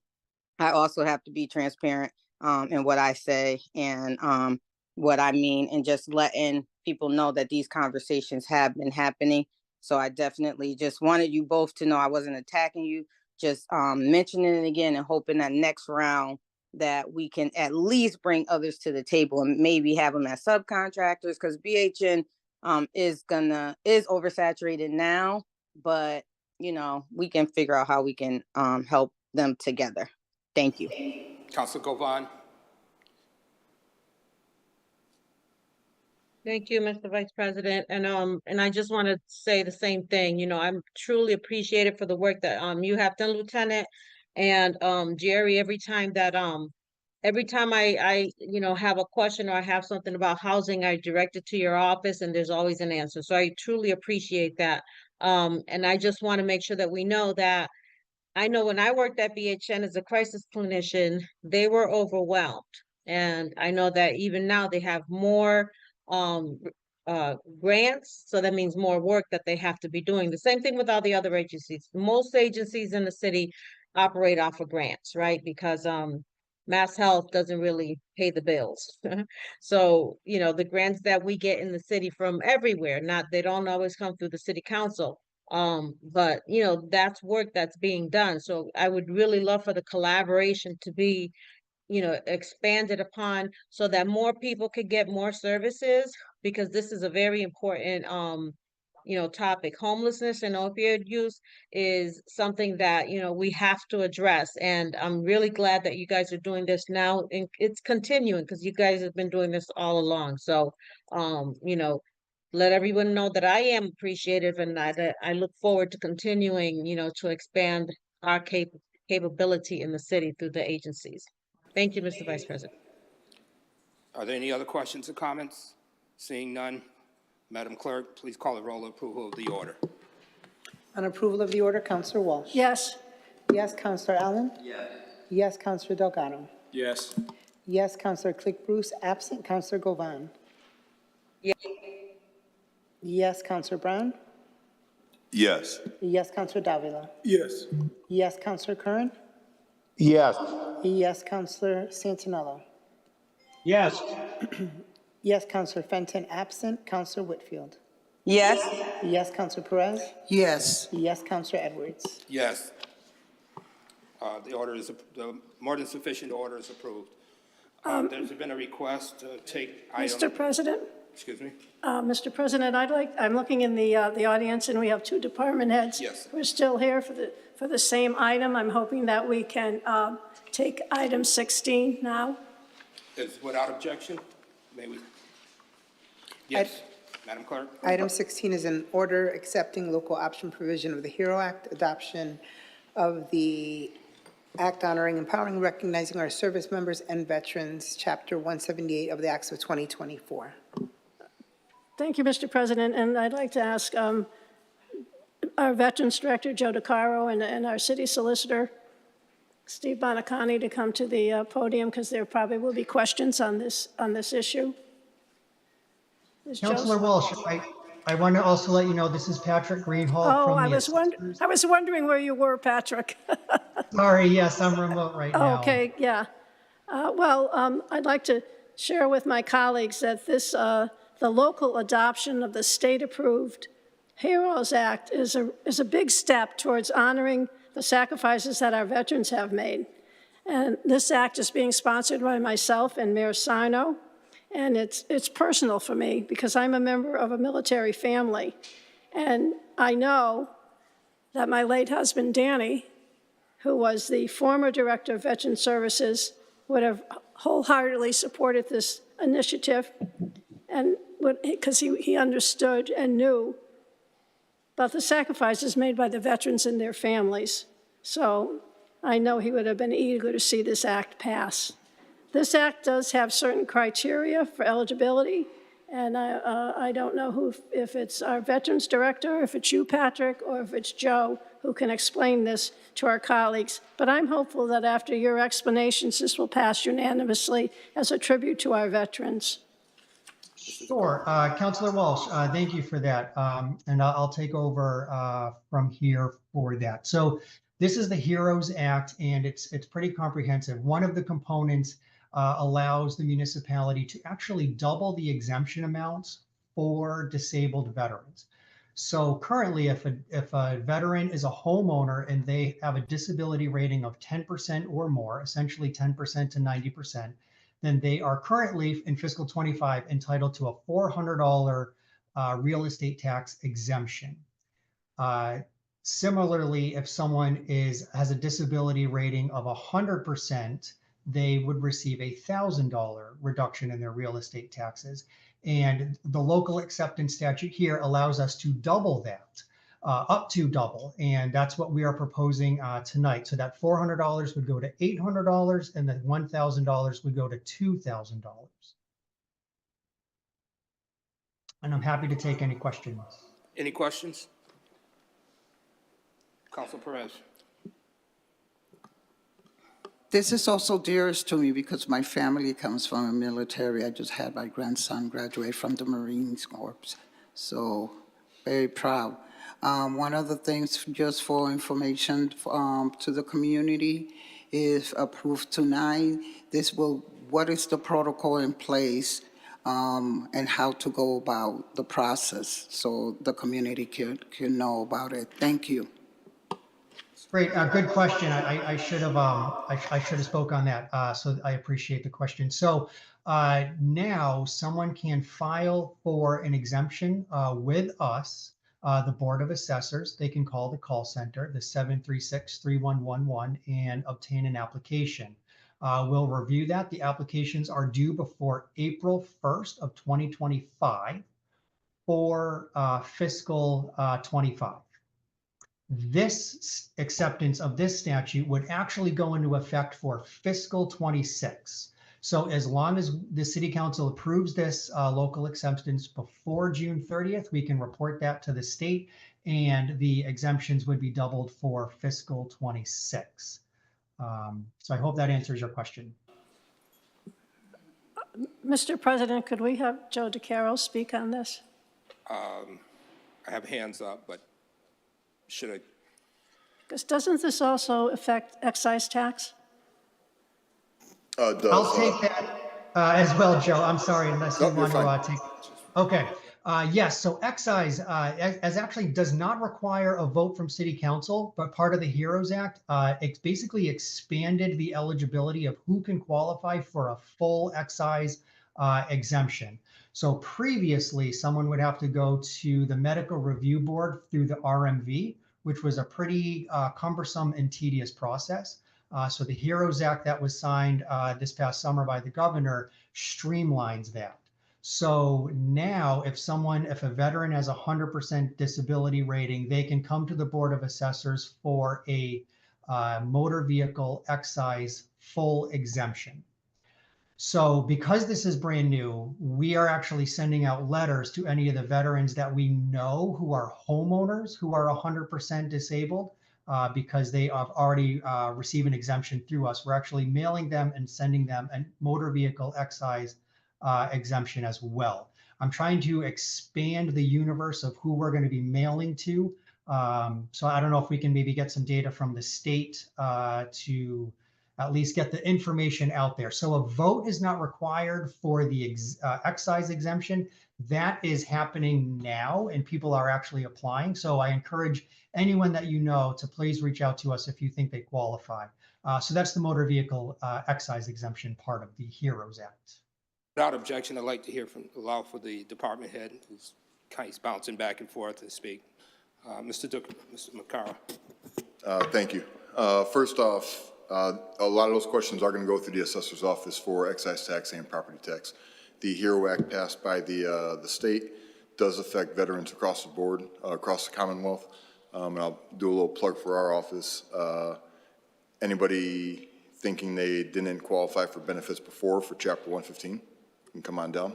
They actually expanded the definition of what a veteran is to accept other and honorable discharges now and whatnot, and the guidelines for active duty, continuous active duty has also changed. So, I mean, that's not on the table to vote, but plug for us, come on down if you were denied in the past or know anybody now, send down to our office. Thank you. Yep. And my apologies, I'm not sure whether it was Councilor Whitfield or Govan put the hand up first, but I'm going to start with Councilor Govan. I hope that's correct. You are correct, Mr. Vice President. Okay, thank you. Thank you very much. And first of all, I want to, of course, you all know this is a very exciting order for me to vote on, and I will definitely be voting in favor of it. I want to thank our state legislature for, helping push this through. I also come from a family, my 4 brothers are veterans. So Director DeCaro, I'm excited to, I guess, learn about the expansion, especially for the other than honorable discharges, because a lot of, veterans out there are, sometimes homeless because maybe they didn't get an honorable discharge. So I'm excited to share your office's information with everybody. I have a question. So first of all, for the motor vehicle excise tax, which that's really great. Does the person have to be a homeowner? Do they have to be paying property taxes, or they could just have an excise tax for the motor vehicle? Motor vehicles is purely just motor vehicle excise. So you don't have to be a homeowner. So those are the people that we're going to try to put an effort into reaching out to, because we know the homeowners. So that's going to require a little bit of effort. And we're going to try That's to either. good to know. Yes. So Yeah, maybe what we could do is, I don't know if we could do commercials. I know, especially, I don't know how many people listen to commercials, but put it out there on, really promote it, because as we learned in our tour, a lot of people don't have the information that they need. So, something that I was asking, I was wondering, how many veterans do you think would be eligible for the exemption? Do you have an idea? I don't have a guess for the motor vehicle exemption. No, I'm talking about for the taxes. Oh, so the taxes, we have about 560 or 70 people who qualified in fiscal 24 that would benefit from the doubling of the exemptions. And of that, about 265 of them would now be entitled to the excise exemption as well. Okay, that's great. That's great to know. Something that came into my mind, and are we getting any money from the state for this program, or it is not funded? Excise is fully reimbursed from the state. The doubling of the exemption, so the state already gives us a reimbursement for each of the exemption amounts. That amount does not increase based on this. Oh, okay, okay. All right, thank you so much. Thank you, Patrick. Thank you, all of you, for doing the work on this and for accepting our state, the Governor's Heroes Act. Thank you, Mr. Vice President. Council Whitfield. Thank you. I'm super excited. Also, I think we're all excited. I think we all have veterans in our family. My dad was a veteran, and like more than half my family went to the military or office or other. But I just wanted to say thank you, Patrick. I hope that when we do our other tour, we can add this information, right? And Definitely. I just did want to say also that if we can find a way to really like promote it and get the information out there into the community. And if there's anything you could send to us, because we have quite the following, like city councilors, when we post things, people do pay attention. So if there's anything that we can share, that will also be helpful. But I'm definitely in support of this. And Councilor Walsh, I don't know, did I co-sign this? Well, I'm hopeful that all counselors will help, will co-sponsor. Co-sponsor, yes, I want to co-sponsor Councilor Walsh. I think it'll be unanimous and everyone will want to be a co-sponsor. Okay, thank you. Councilor Curran. Thank you, Councilor, Mr. President Edwards. Patrick, I have just a question. So for a veteran who is qualifies for this tax break, what are the mechanics that they have to do in City Hall? Can you go by that again? I don't know if you touched upon it briefly, but what are the mechanics that a veteran would have to do? Certainly. So a application is required for fiscal 25. It's going to be due by April 1st of 2025. If it's the first time filing, they are required to submit the letter from the VA department showing an honorable discharge and their current disability rating percentage. Based on that, we determine which exemption they would qualify for. There is a yearly application filing. So if someone applies for the first time, let's say in fiscal 25, when we get ready as of July 1st for fiscal 26, we actually send anyone who's received one in the past year, we actually send them an application in the mail automatically.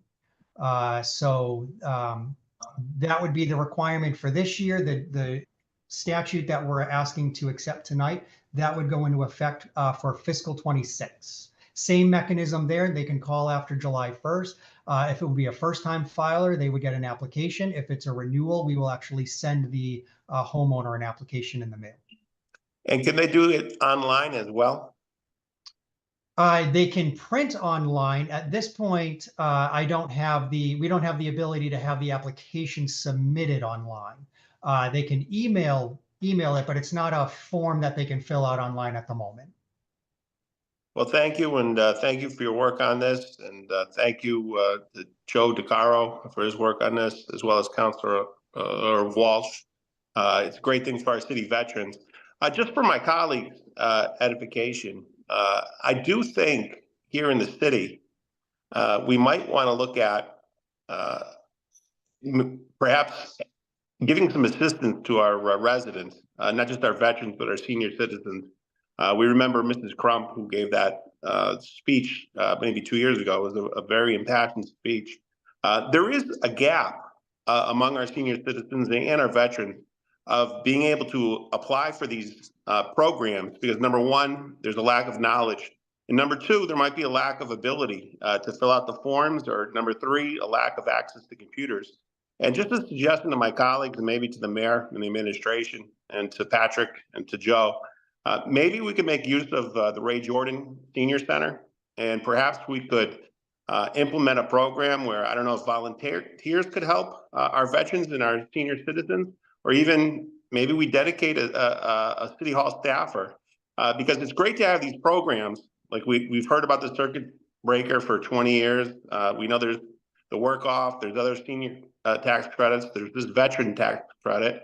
But there's a gap on accessing the ability to apply. And I know for some veterans, it'll be simple, but not some, it won't be, because they don't have, maybe they have challenges with basic literacy, they have challenges with a computer. And I think if we were to utilize the Ray Jordan Center and come up with a program, whether it's volunteer or a dedicated city hall staffer, I think we might close the loop and really get this benefit to as many veterans and as many senior citizens as possible. Just a thought for my fellow colleagues, as well as to the department heads who worked on this. And again, I thank you for your dedication to this. Thank you. Councilor Davila. Thank you, Mr. President. My compliments, Councilor Walsh, for putting this forward along with the mayor. And I just respectfully requested Madam Clerk if I could be added as a co-sponsor. Thank you. Actually, is there any colleague who would not like to be added as a co-sponsor? I figured that'd be easier. Madam Clerk, please list all councilors as a co-sponsor, please. Councilor Whitfield, I see your hand is still up. Did you need the floor? Yep, I just wanted to respond to something that Councilor Curran said. I'm proud to say that last year, Councilor Govan, Patrick, and myself, and Councilor Delgado also attended and wants to help out this year, started tours. And we started with online with Councilor Govan's Neighborhood Council, and then we had a presentation at the Ray Jordan Senior Center. And from us doing that, I did find out that they do have dedicated staff that will assist with the application process if asked or needed. But also Patrick was there. He was very hands-on, very dedicated. His staff down at the assessor's office are great. I mean, I've been in there asking for help and they helped me right away. So we did start that process. And I'm sure, if I can remember correctly, unless things change and some things change with Roy, they do have staff that will help with applications for any type of assessors. I can't think of the name of it, Patrick. Help me, Patrick. I'm not, so yes, I think Roy does have someone to help us with all of the exemption forms, kind of the 40, yes, the veteran applications. And I think they even organize people for help to prepare taxes as well. Yes, they do. And they actually bring people to the location to help, but can also refer folks out. So just wanted to tell you it is a great idea and it started. Thank you. Councilor Brown. Thank you, Mr. Chair. I want to thank you, Joe. Once again, my father is a retired Air Force, and my grandfather. You guys truly, protect and serve. I commend you. I just know, as far as the numbers, looking at that universe, with around 500, that universe is very small. It's not grasping a lot of veterans. Is there a reason why? 500, you said like 500 from the following. It's not really like 400 or 500 from previous years was able to benefit? For the tax abatement? It was he says for some tax, it was like 400 or 500 people they grasped from last year or something. I think Patrick. Yeah, for fiscal 24, we had about 570 people who had qualified for one of the exemptions for veterans. And just looking at that information, just knowing statistically, there's a huge discrepancy as far as potential candidates. I mean, it's got to be like 10 times more than 500, wouldn't you think so? I don't know the answer to that, but if you can help us spread the word, it's a fantastic opportunity for real estate tax exemption. And that's kind of where, because I do know, kind of, I do know it's and that's where I'm kind of afraid of. I want to make sure, because this is a great program, I want to make sure that everyone, a lot of times the veterans, because I have a lot of veterans that I deal with, they're not familiar with a lot of the services that are provided. When it comes to housing, when it comes to a lot of different things. So I would just kind of like, did you guys do maybe a poster down at DMV, like get some creative and things like that?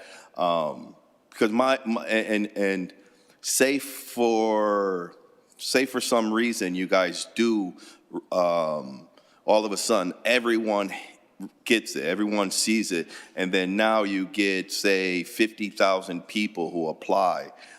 Is there a certain money capped out? Do you run out after a certain amount? Or is it?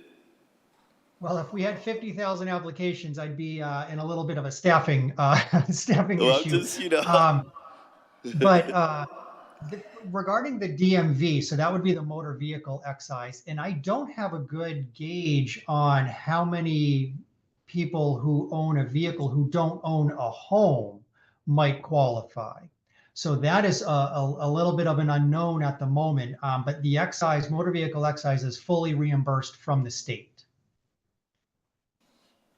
Okay, and I just, and then how about, is there a cap off? I'm just still curious about that. Is there a certain amount of people you can actually? There is not. So they changed the qualification criteria, and there is no maximum number. Okay, thank you. Thank you, Mr. President. Thank you. Council Perez? So in terms of the applications, I would like to see the council, the neighborhood council included for the information. I think that we should include them. And I think that will be, thank you, Councilor Brown, for bringing the concern, so the information could get out into the community. Thank you, Mr. President. Thank you, Councilor. Mr. President, I think our Veterans Director, Joe DeCaro, has been out in the community. I know that I've seen that you're doing a lot of outreach. Can you share any of that? Joe? It should be There we go. Yeah, so I've been trying to do a ton of outreach since the beginning part of the year. Most recently, I was out in East Forest Park Library, and just to give you a few numbers, our caseload went from below 80 to almost 100 in the last couple of months. I think that's, strongly due to the community outreach. I know we can get the word out here and people passing in the street, but getting down to the grassroots of the community with the neighborhood councils, I think helps out a lot more. So to touch on something Councilor Whitfield said, there is, first off, I'm willing to go to any neighborhood council, so please pass it on to your folks. I'll do it once a week, I'll do it once a month, I'll go out there as many times as they want to get the word out. But there is the state of Massachusetts is doing a roadshow for the HERO Act, a little Q&A, and that's this coming Wednesday at Stick Campus. Secretary Santiago for EOVS, Executive Office of Veteran Services, will be down answering questions, giving a little brief about what the HERO Act is, and they're kind of doing this across the state of Massachusetts. But yeah, any questions anybody ever has, you see your constituents, Councilor Brown, the neighborhoods, any questions, send them down to the office, have them give us a call. If we don't know the answer, we'll get the answer for them. But any other questions or? Any other questions, comments? Hearing none. Thank you, Joe. Seeing no other comments or questions, Madam Clerk, please roll the call of approval of the order. On approval of the order, Councilor Walsh. Yes. Yes, Councilor Allen. Yes. Yes, Counselor Delgado. Yes, Counselor Cliff Bruce, absent. Counselor Govan. Yes. Yes, Counselor Brown. Yes. Yes, Counselor Davila. Yes. Yes, Counselor Curran. Yes. Yes, Counselor Santinello.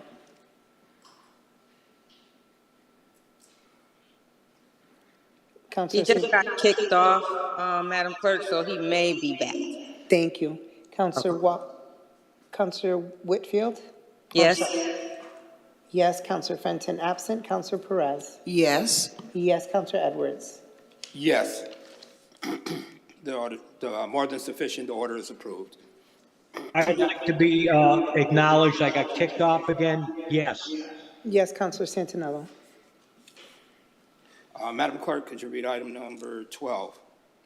Item 12 is a free cash to pay-go for police vehicles in the amount of $1.5 million.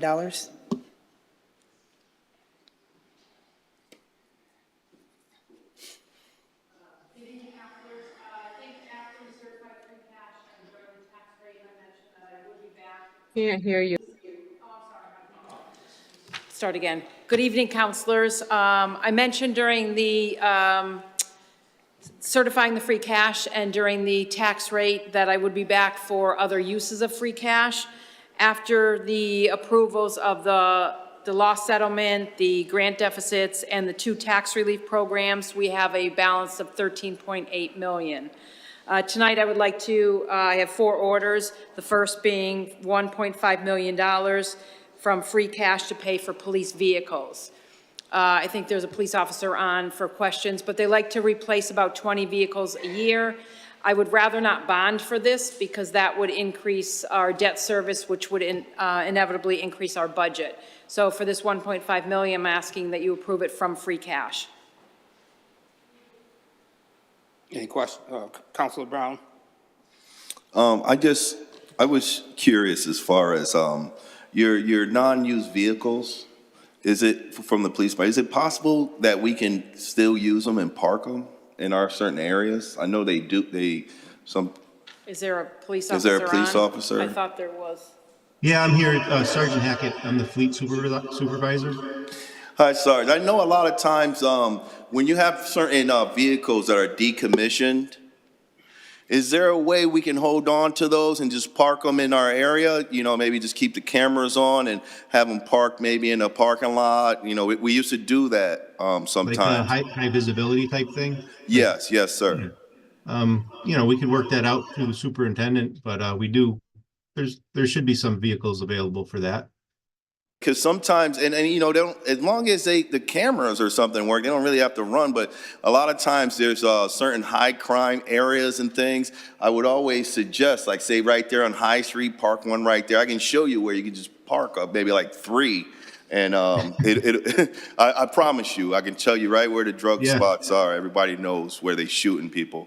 And I think it would be a deterrence, even just having it there. And even if maybe you can have a camera running in it, you know, that would be fantastic. I know a lot of the neighbors would love to have, like, you know, it would help with the speeding. It would help with anything. Just having if it's a area where there's high speeding, have a car parked right there, a cruiser parked there. You know, an unmanned cruiser, but maybe with visual capabilities. Just putting that out there. I think it'd be a great idea to stop speeding and crime. Yeah, it's something we could look into. Thank you. Welcome. Counselor Whitfield? Kathy, other requests for free cash coming our way? I have 4 on the agenda tonight. This is number 1. Hold, I can't hear you. I forget to do that. Well, there are 4 on the agenda tonight, 4 items. This is the first of 4 of the uses for free cash. Uses for free cash. Okay, so I'll wait till we get through the 4. And like the idea about parking a car, that was a new innovative idea to me. So not parking the car, but parking ones that we're taking out of commission, so we don't have to park the ones that are in commission. I think that's kind of like an excellent idea. So I just wanted to also say that. Thank you. questions? Any other questions or comments? Seeing none, Madam Clerk, call the roll on approval of the order. On approval of the transfer, Counselor Walsh. Yes. Yes, Counselor Allen? Yes. Yes, Counselor Delgado? Yes. Yes, Counselor Click Bruce absent. Counselor Govan? Yes. Yes, Counselor Brown? Yes. Yes, Counselor Davila? Yes. Yes, Counselor Curran? Yes. Yes, Counselor Santinello? Yeah, Yes, Counselor Fenton absent. Counselor Whitfield? Yes. Yes, Counselor Perez? Yes. Yes, Counselor Edwards? Yes. More than sufficient order is approved. Madam Clerk, please call item number 13, please. Item 13 is an FY24 certified free cash to the Stabilization Reserve Fund in the amount of $1.7 million. Councilors, before free cash was certified, after the start of the fiscal year, the council approved 2 orders. $500,000 for the police department's special retirement on July 8th, and the law department in the settlement on October 7th of $1.2 million. That brings you to $1.7 million, and typically what we ask the council to do is any stabilization funds we used before free cash was certified, we ask that you replace those stabilization funds with the current free cash. So I'm just asking you to replace the $1.7 million we took out of reserve and put it back in with this year's free cash. Any questions or comments? Seeing none, Madam Clerk, please call the roll in approval of the order. On approval, Counselor Walsh? Yes. Yes, Counselor Allen? Yes. Yes, Counselor Delgado? Yes. Yes, Counselor Click Bruce absent. Counselor Govan? Yes. Yes, Counselor Brown? Yes. Yes, Counselor Davila? Yes. Yes, Counselor Curran? Yes. Yes, Counselor Santinello? yes, Yes, Counselor Fenton absent. Counselor Whitfield? Yes. Yes, Counselor Perez? Yes. Yes, Counselor Edwards? Yes. More than sufficient. The order passes. The order is approved. Madam Clerk, please call item number 14. Item 14 is free cash to the OPEB Trust in the amount of $2,127,530. This is a yearly obligation that we have to put 10% of our free cash into the city's OPEB trust for the outstanding OPEB liability. And this is done every year. Any questions or comments? Councilor Davila? Thank you, Mr. President. Kathy, good evening. So I know this is done every year, but what are some of the benefits that this will cover? This is for the retirees, correct? This is for the outstanding liability that we have, mostly has to do with health insurance. But right now, the city's on a payment plan for the pension reserve. And once we get that paid off, then we'll have to deal with our liability for OPEB. We currently fund it 100% right now, but it's going back, but we have to, that's outstanding liability. Kathy, if I'm not mistaken, I believe the health insurance is going to be going up. Are we okay to cover an increase? We will be building the increase into the budget as it goes up, but I mean, this is just an outstanding liability that we will have to address once we've addressed the pension liability. All right. Thank you, Kathy. Thank you, Mr. President.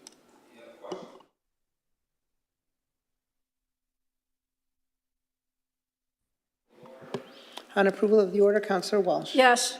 Yes, Counselor Allen? Yes. Yes, Counselor Delgado? Yes. Yes, Counselor Click Bruce absent. Counselor Govan? Yes. Yes, Counselor Brown? Yes. Yes, Counselor Davila? Yes. Yes, Counselor Curran? Yes. Yes, Counselor Santinello? yes, Yes, Counselor Fenton absent. Counselor Whitfield? Yes. Yes, Counselor Perez? Yes. Yes, Counselor Edwards? Yes. More than sufficient order is approved. Madam Clerk, please call item number 15. Item 15 is a FY24 free cash to the Pension Stabilization Reserve.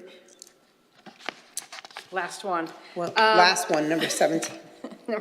I'd like to put a 10% of free cash into our pension stabilization reserve fund. We currently have 17 million in it, and I'd like to add another 10% in that so we can continue growing that. We have a 9.2% increase every year in the budget for the pension payback, so this funds would allow us, if we get into a position where our state funding is cut, et cetera, that we could tap into the stabilization fund to help balance the budget. So I'd like to continue building this, not knowing what the future holds. So I'm mirroring it like the OPEB. I'd like to put 10% into the pension as well as the OPEB. Any questions? Council Whitfield? What is the 10% amount again, please? Can you repeat that? The 10% is for the pension stabilization fund? No. Oh. The amount, I'm sorry. The 10% pension amount. stabilization fund currently has $17.3 million in it, and I want to add another 2.1 million. 2.1 million.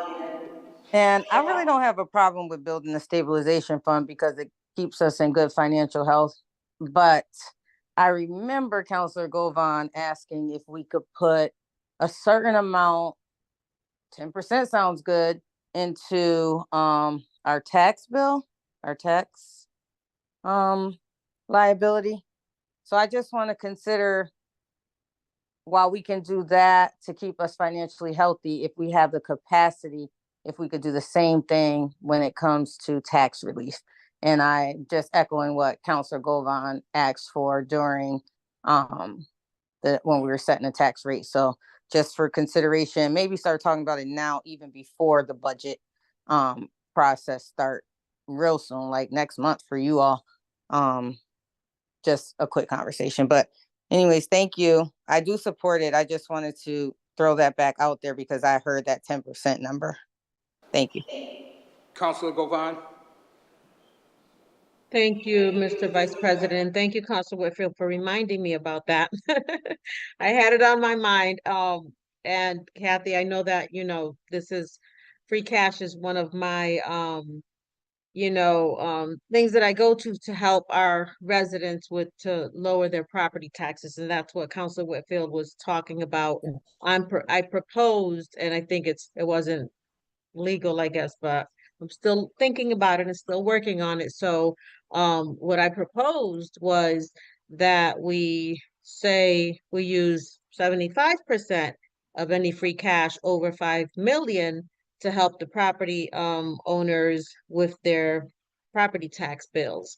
And of course, that's negotiable. I think 10% is a little low. So with all due respect, Councilor Whitfield, but I think it's something that we need to be thinking about going forward because as Attorney Curran, Councilor Curran said, Lorraine Crump came to us last year, I believe it was, and told her story. She came again this year. I had a press conference regarding the property tax bills, and her and a few other residents came and shared their stories. So they've been talking about this for a long time, and what we realize is that our property tax bills have gone up for the last 9 years straight. And there doesn't seem to be any relief in sight. And I know a few years ago, we had an opportunity to truly, show the taxpayers that we appreciate them and that we are thinking about them when we can. And we didn't do it. So I'm just hoping that going forward, of course, I agree that we need to, continue to grow our stabilization fund. There has to come a time when we have to think about our taxpayers and our residents and our constituents first. So thank you, Mr. Vice President. Councilor Whitfield? Thank you, Mr. President. Councilor Govan, I just wanted to say, no, you don't have to all due respect me on any of that. The higher, the better for me. I'm not opposed to anything that you propose if it's higher, but just being a little bit more realistic from working in finance, that 75% would be a bit challenging to do, but 10%, like we could still use another 2.2 million to go towards reducing the tax bill and then look at other opportunities. But yes, I support you 100%. And we'll work on it early next year. Thank you. Is there any other questions or comments? Seeing none, Madam Clerk, please call the roll. On approval of the order, Counselor Walsh? Yes. Yes, Counselor Allen? Yes. Yes, Counselor Delgado? Yes. Yes, Counselor Cliff Bruce absent. Counselor Govan? Yes. Yes, Counselor Brown? Yes. Yes, Counselor Davila? Yes. Yes, Counselor Curran? Yeah. Yes, Counselor Santinello? Yes. Yes, Counselor Fenton absent. Counselor Whitfield? Yes. Yes, Counselor Perez? Yes. Yes, Counselor Edwards? Yes. More than sufficient order is approved. Madam Clerk, next item. Item number 17 is the EPA Community Change Program grant. No match required in the amount of $19,989,241. Ms. McCaffrey. This is a grant from the EPA. This is Turn your mic on. This EPA grant is part of the Inflation Reduction Act. There are funds available for a number of things that address climate change and climate change issues. This was a grant that was written by multiple city departments working together with Live Well Springfield, which is a coalition of more than 30 community-based organizations. The $20 million over a 3-year period will fund many, many different things that the city, that primarily city departments will carry out. They include additional Healthy Homes program work. They include planting 1,500 trees. They include work on the West Street corridor in the North End to revise and revamp the way that the traffic flows and add some bike and pedestrian lanes. They include adding geothermal to 2 city buildings, the library, Mason Square Library, and the Kennefic Park Fieldhouse. Other parts of this include a community solar program, which creates essentially a microgrid of multiple people sharing solar. It includes decarbonization of homes, that is adding heat pumps, taking out oil and gas. There is some job training involved for HVAC and green skills, both of which are jobs that are part of the climate change economy, so training up people for those jobs. Much of this work came out of the ideas came out of the 2017 Climate Action and Resilience Plan that our community created. So the final piece of this is working to bring those community members back together to do the next phase of a community action and resilience plan to take us for the next 5 or 10 years. Happy to take any questions. Councilor Brown. Thank you, Mr. President.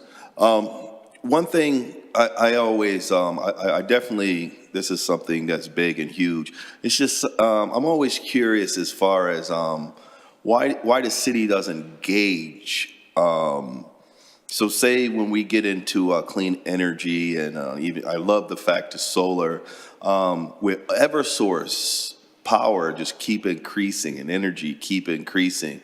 And like something like this, are we now saying, okay, well, our energy bill for this year is say 15,000. We're gonna now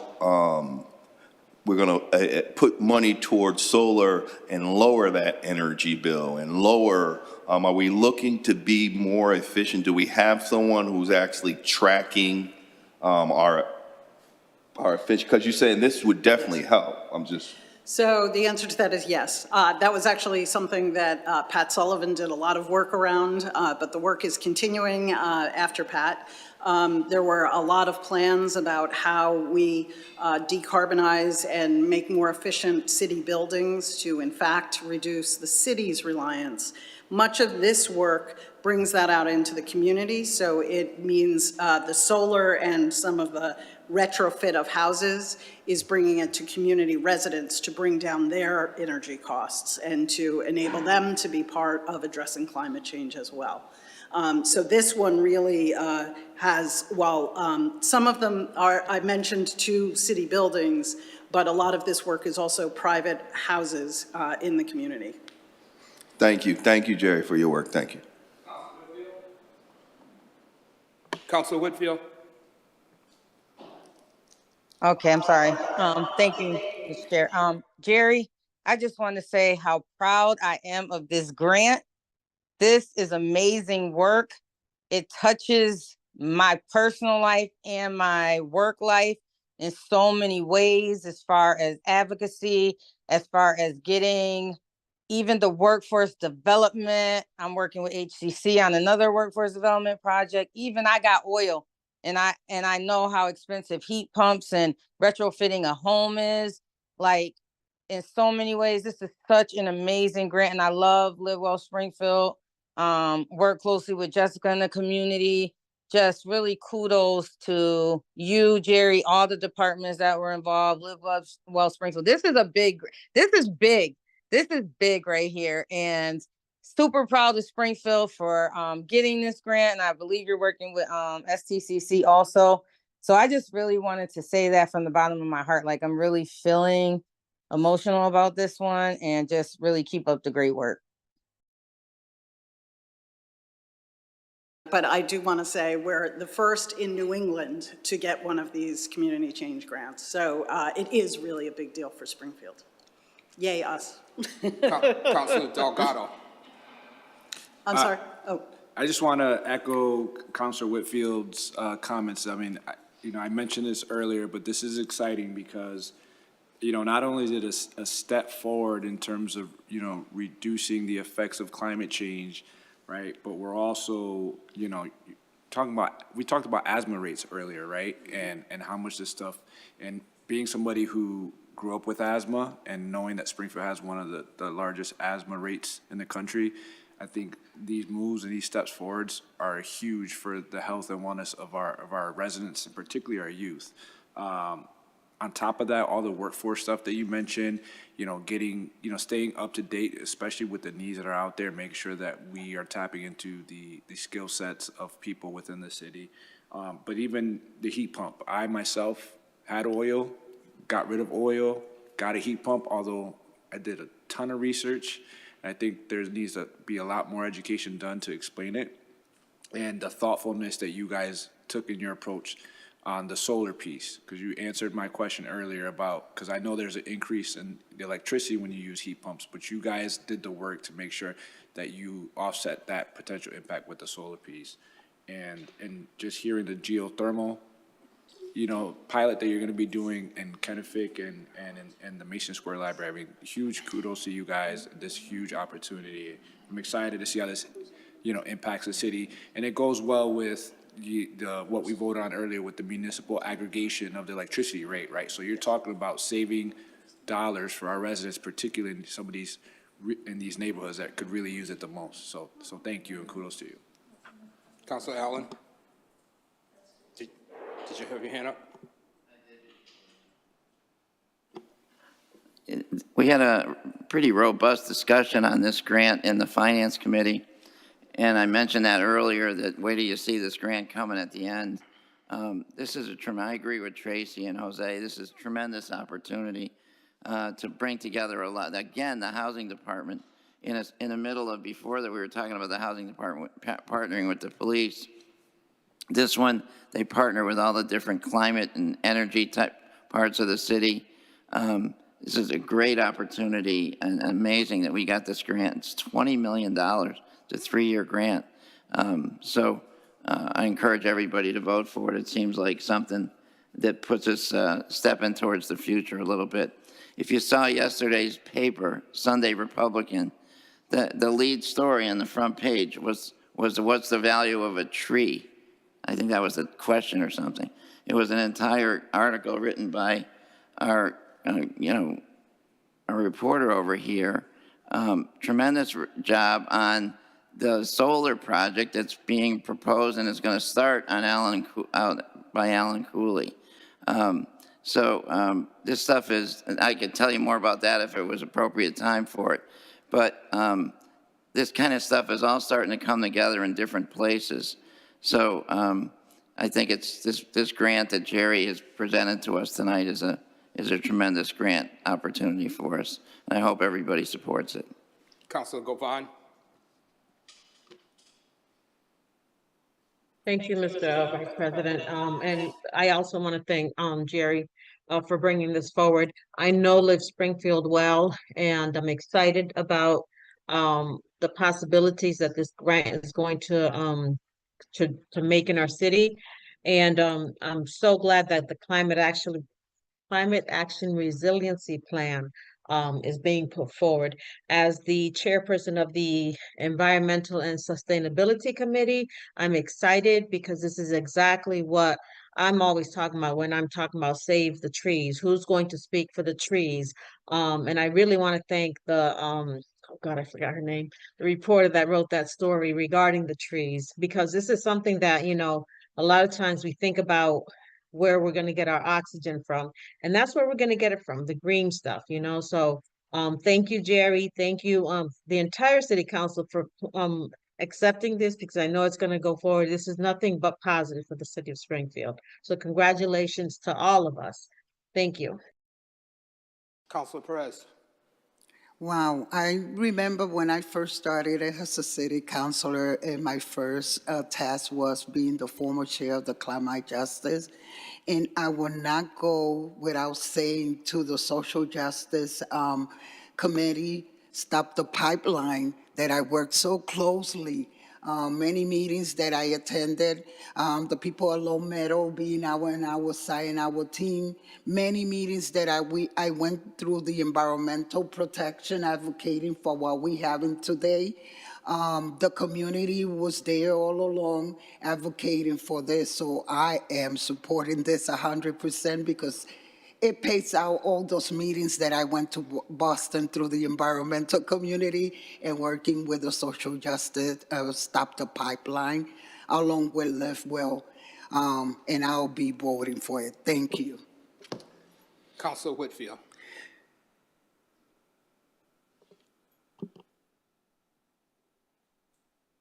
Councilor Whitfield? I just forgot to lower my hand. I'm sorry. No. Okay. Councilor Allen, did you have a comment? Yes, please, just briefly. Jeanette DeForge is our reporter. She's sitting here now, and she wrote that awesome article yesterday. Thank you, Jeanette. Thank you.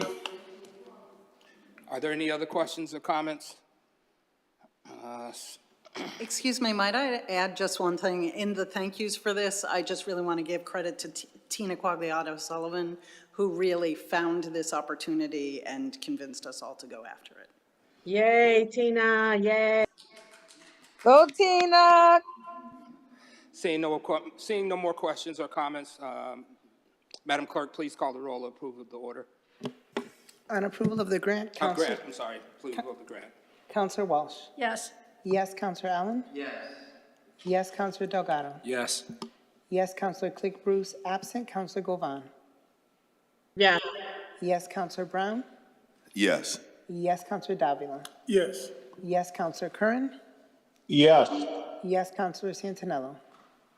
Yes. Yes, Councilor Fenton, absent. Councilor Whitfield. Yes. Yes, Councilor Perez. Yes. Yes, Councilor Edwards. Yes, more than sufficient. The grant is accepted. Madam Clerk, could you read item number 18? Item number 18 is on for first steps. It's an amendment to Chapter 61, compensation for the City Council, School Committee, and Mayor. Any questions, comment? Councilor Davila? Sure, Mr. President. My apologies. Thank you, Mr. President. I'm going to be introducing this on behalf of the Council President, Michael Fenton, who's unable to join us today.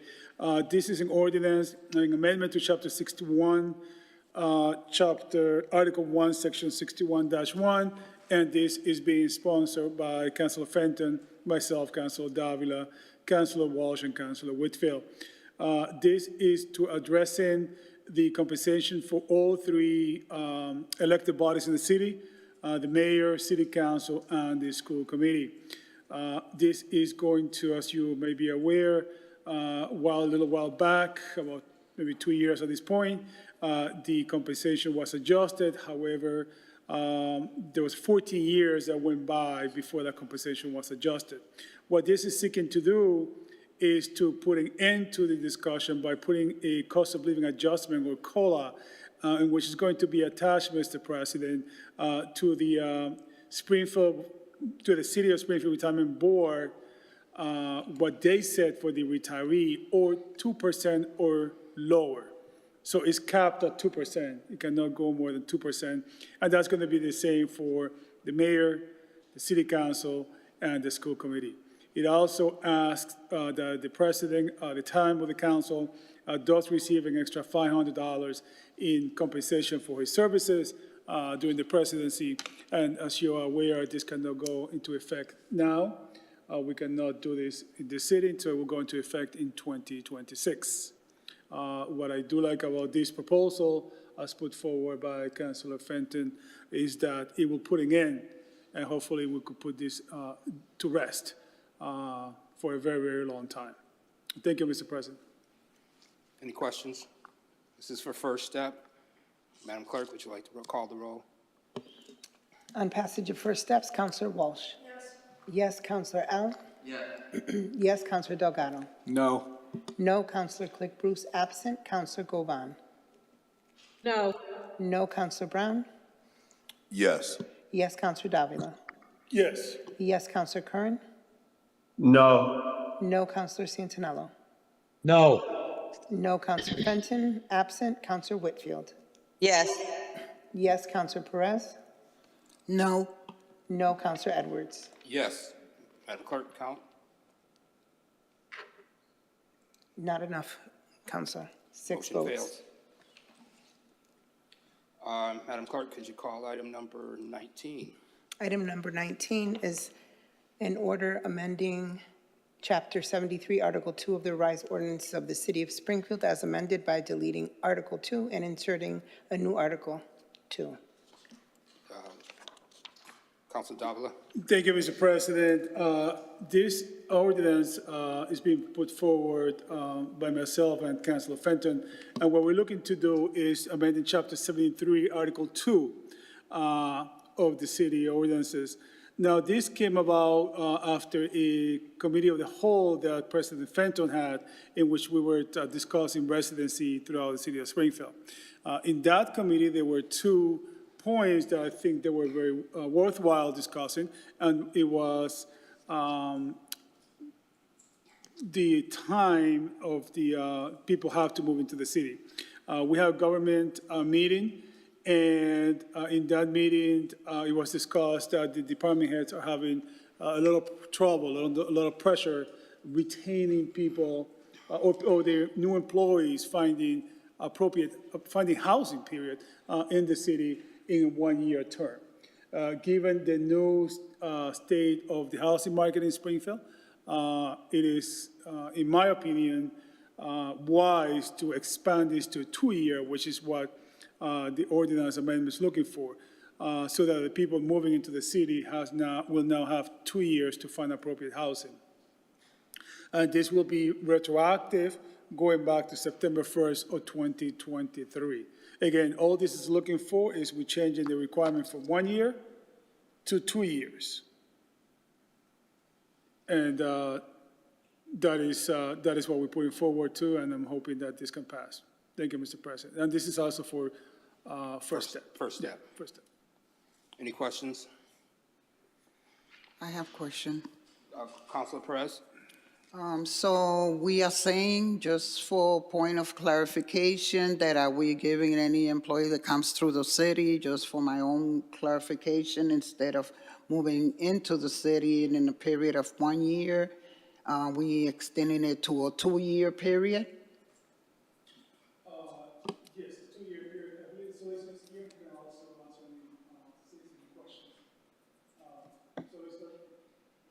My apologies, my mic wasn't on. Yes, also the solicitor is here.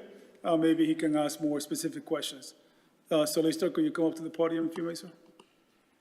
The simple answer is yes. Yes.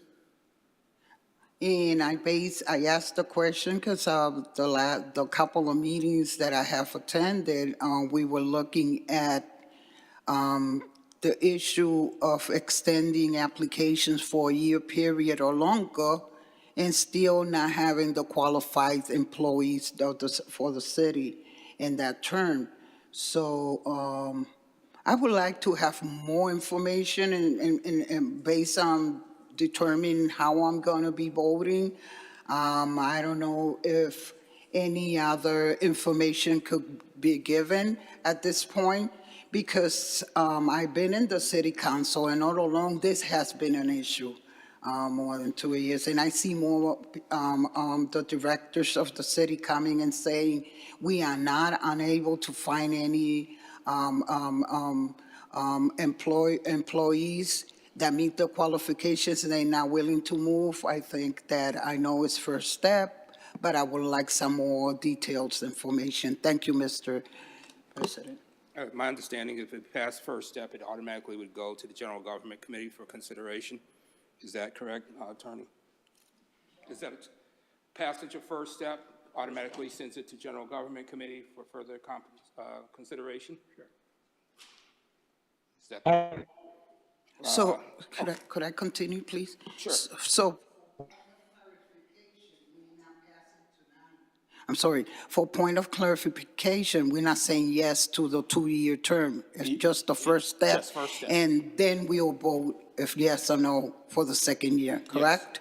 Thank you for Okay, your I explanation. Is any, okay. Councilor Santinello. Councilor Santinello. Yeah, let me pass this eventually, and somebody violates it and doesn't come in within that 24-hour period. What happens to Excuse me, their employment?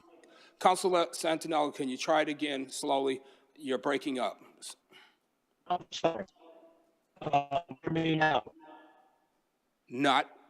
Well, keep speaking, but not clearly. Okay, can you hear me now? Yes, much better.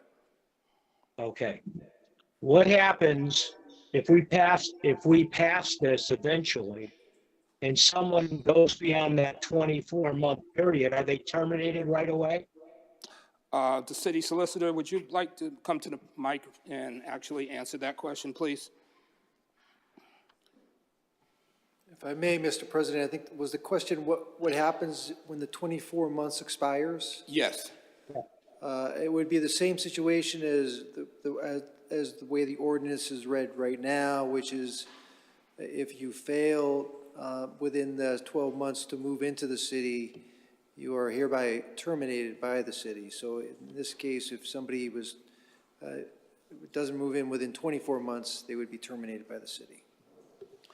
And also there is another caption that says that thereafter, the individual cannot reapply for that position for another year thereafter. Thank you, Mr. Solicitor. Councilor Delgado. Yes, thank you, Mr. President. I have a couple questions on this. The first one, I see there's a date attached to it. Is there any particular reason why there's a September 1st, 2023 date? If I may, Mr. President, there is, we are facing, in reality, we're facing an economic situation that we don't really have the tools to address, and that is being able to attract quality individuals to work for the city and to move into the city. Back when the ordinance was initially passed, there was an economic difference between the city of Springfield and the surrounding communities. That no longer is the case. Housing costs in the city are comparable to around. And so what we have right now is we have several individuals who have come close or are about to come close to that 1-year expiration date and those employees are considered valuable employees of the city. And so we're asking to go retroactively back because some of those individuals are about to expire or almost may have expired upon the time we have filed this and upon passage. And so we wanted to just be clear about the retroactivity, and we went back a little bit longer to be sure to capture some of those individuals. That's why we recommended September 1st of 2024.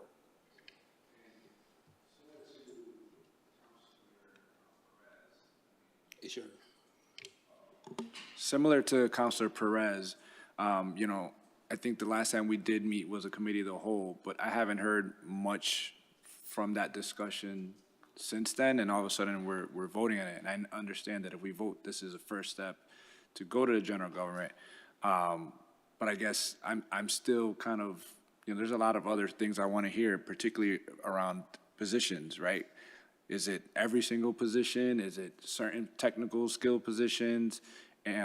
So there's a lot more information that I feel like I want to have before I have discussion. I want to make sure that we help the city in terms of getting a workforce here. But I also don't want to make any permanent decisions on this at least 1 year to 2 year thing without that discussion. And part of me is even thinking, you know, why, you know, this is a snapshot in time. You know, you mentioned, you know, economic development, and there's this is a snapshot in time right now that we can't find jobs, and this is not always going to be the case, right? We've had a booming economy for the last 10 plus years. Before that, you had the Great Recession in 2008. So this snapshot in time, I think we could be looking at, you know, how we can support the city in hiring people, but I don't want to make a permanent decision on something that's not always going to be the case. And so I would even look at it as amending this to make sure that it's 24 months for a certain amount of time and then going back. So with that being said, those are just my thoughts on this. So I'll give it back to you. Councilor Allen? Thanks, Mr. President. I would be inclined to make a motion to put this in committee. It seems like it needs committee, but and also our expert on the city council, not counting Mr. Bonaconti, but our expert on city council is Mike Fenton, who's not here tonight. But I'm wondering, Steve, are we up against something now where we have to do something or some employees are going to be in precarious position? Well, the council president advised me not to put anything new on for the 16th because it's the council's holiday party. Right. Sure. But in all seriousness, we are getting up against it. There is one individual specifically that provides a serious service for the city that could be in jeopardy. So that's why we were hoping to try to get this resolved before the end of the calendar year.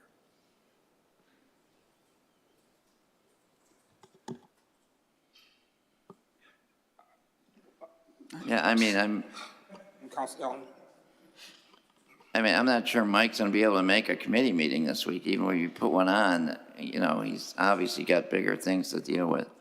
But I would be inclined in normal circumstances, without Mike's father having just died, I'd be inclined to put a committee meeting on this week so we can have a bigger discussion on it and then vote on it, one item next Tuesday. It's an item that he would have interest in because he's been the main guy on it. We were both on it at the beginning when we put residency in again 10 or 15 years ago, but Mike's been on the commission, et cetera. So I would be willing to tell him we're going to have one item next week. I would make a motion for committee. I'll second it. Second. Motion has been made and seconded. Are there any questions on the motion? Thank you, Mr. President. I would like to remind. Sorry, Councilor Davila. Councilor Davila had his hand up before the motion was made. So, I did too, Counselor, for a long time. You did, and also Councilor Govan hand, I believe. Well, yeah, I'm trying to manage it the best I can. I apologize. But Councilor Davila, the floor is yours. Thank you, Mr. President. Just a reminder that Councilor Allen just brought it up a little while ago. This is being initiated at the request of our president, Councilor Fenton, which unfortunately for unforeseen circumstances not be able to be here today. I would like to remind my esteemed colleagues that this is going to go to committee anyways, even if it passes first step. The problem that we have is our last meeting is going to be December 16th. And then we're going to have to call a special meeting just to handle, because this will need 2 readings. I will need 2 readings. So if we don't vote this on first step today, and we send it to committee, basically what we're doing effectively is killing this. Because I don't foresee a meeting between the 16th and the 31st. And so just to remind all of you, if we send this to committee, we're going to be killing this.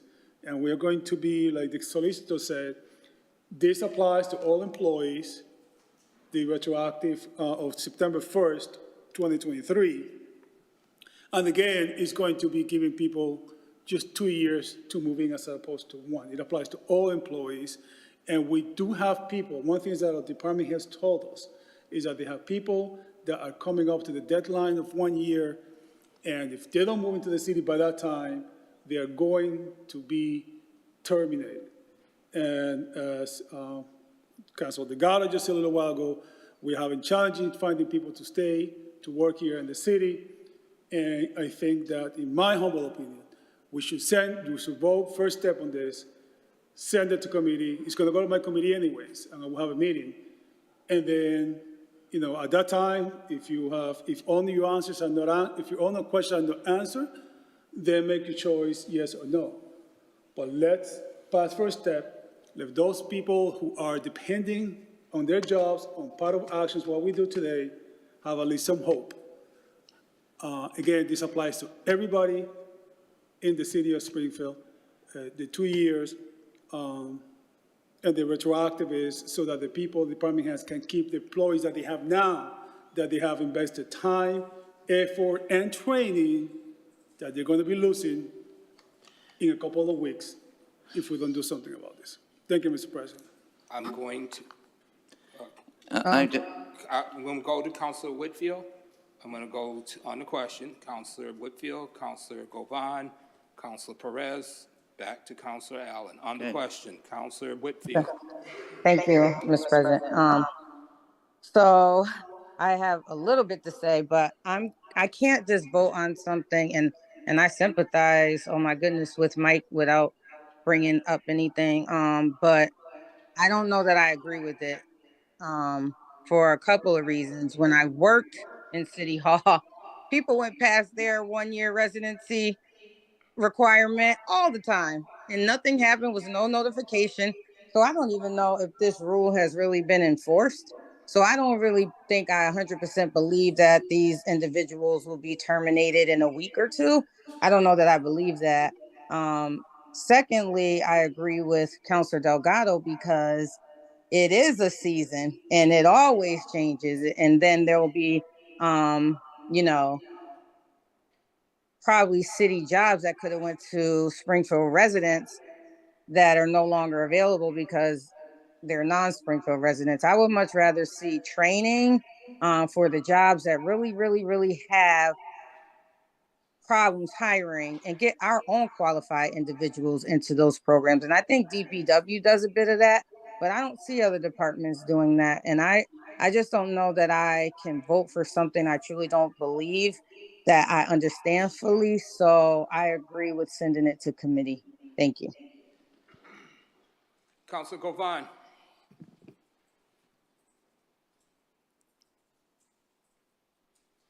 Thank you, Mr. Vice President. So I was at the committee meeting that we had on this question, and I agree, after having heard the discussion that happened in that room that day, I agree with passing first step today because of the urgency of that. There's a couple of employees. I know Councilor Whitfield, we talked about it in that meeting, the nepotism that existed before the residency requirements were put in place into the city. So I know that that happened, and that because of the residency requirement that this council put in place, I guess things have changed a little bit, not enough, but a little bit.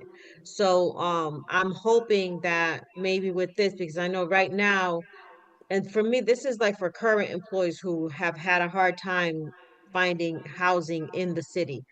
Our superintendent of police, right? If houses are hard to come by now, rents, apartments are very expensive and there's not a lot of them available.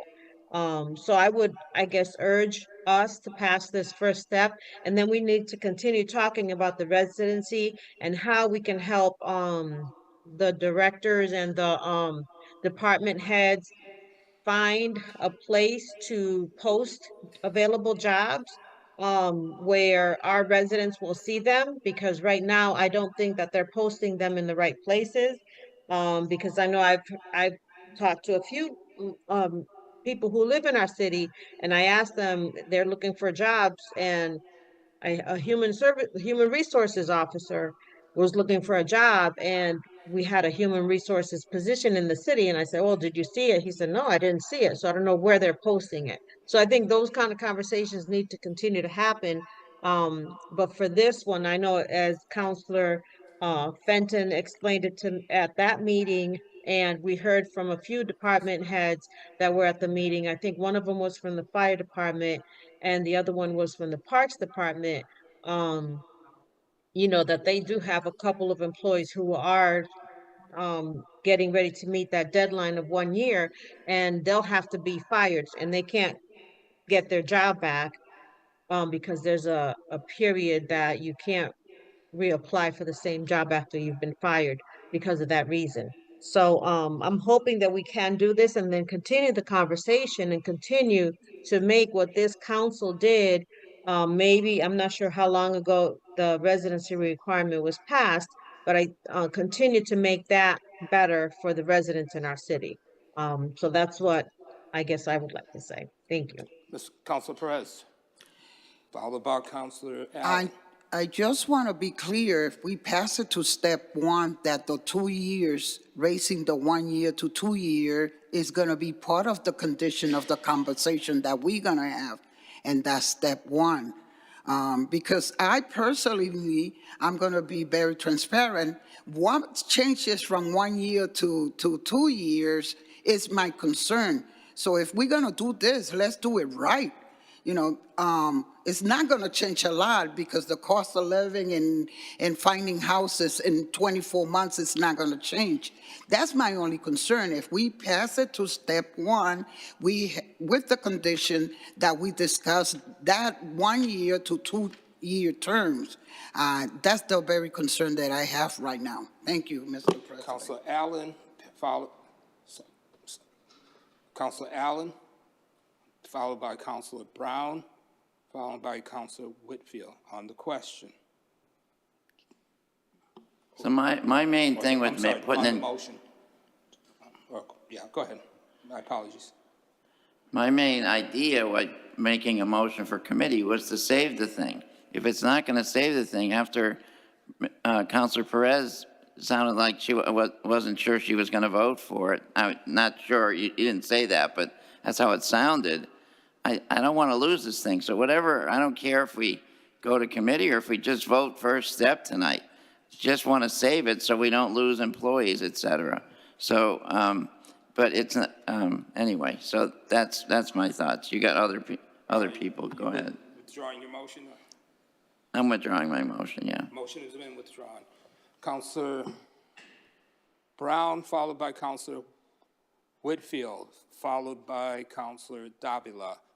Councilor Brown? Councilor Whitfield, the floor is yours.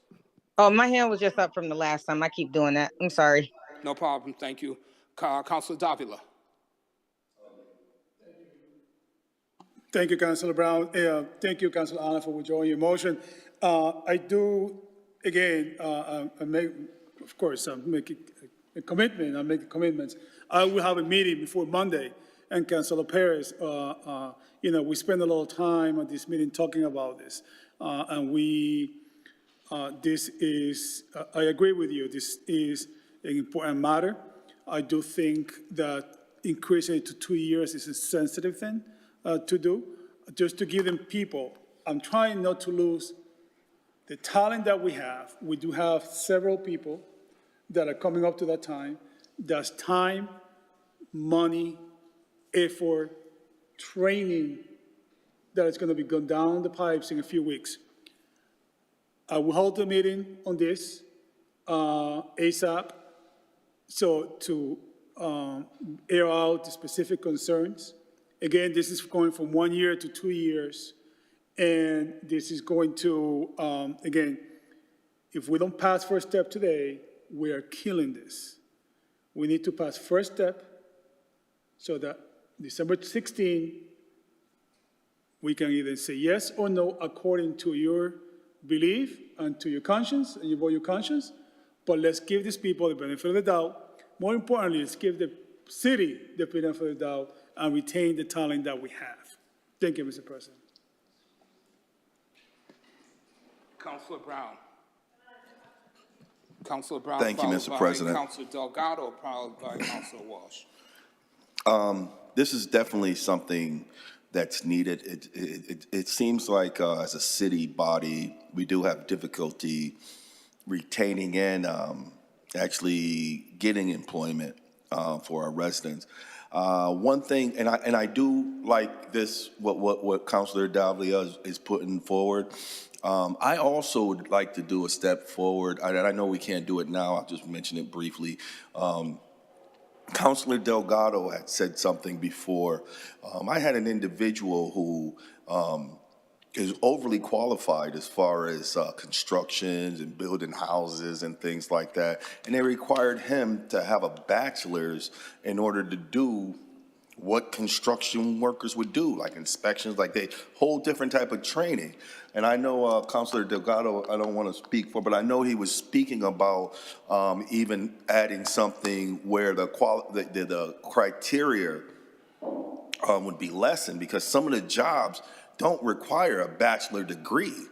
And we're just Xing out a lot of individuals who are qualified, and they just can't get the job because they don't have have that bachelor degree. But as far as their work experience, they're overly qualified.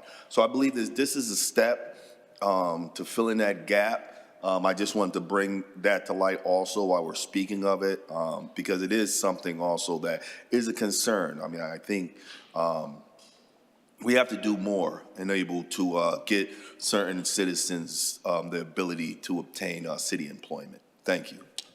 Councilor Delgado, I have you in the queue. You have not spoke on this item, so you are next.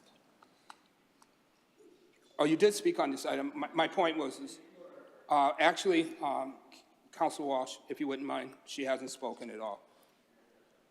And then if needed, Councilor Kern has his hands up as well, and he has not also spoke on this item.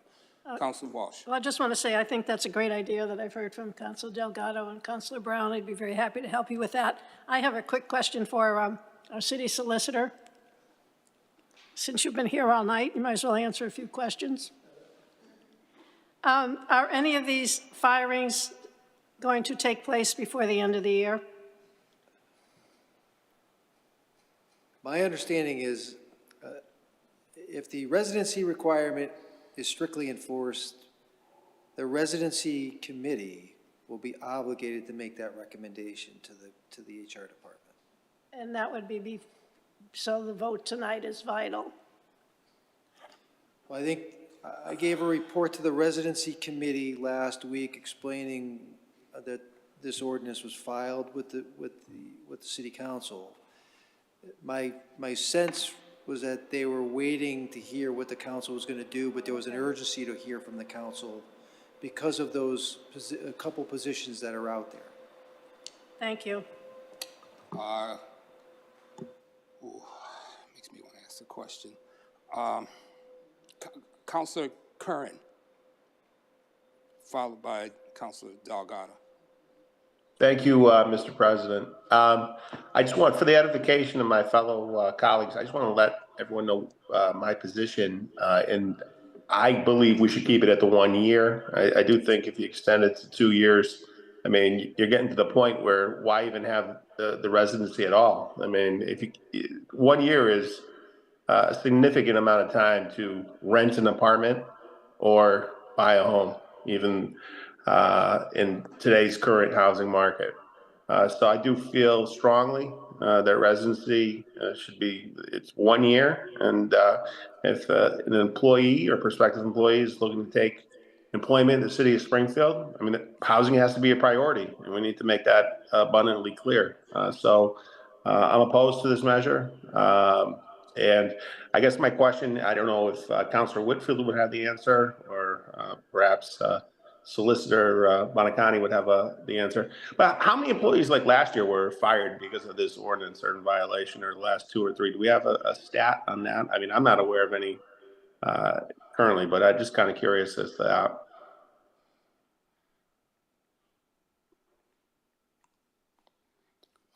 Solicitor?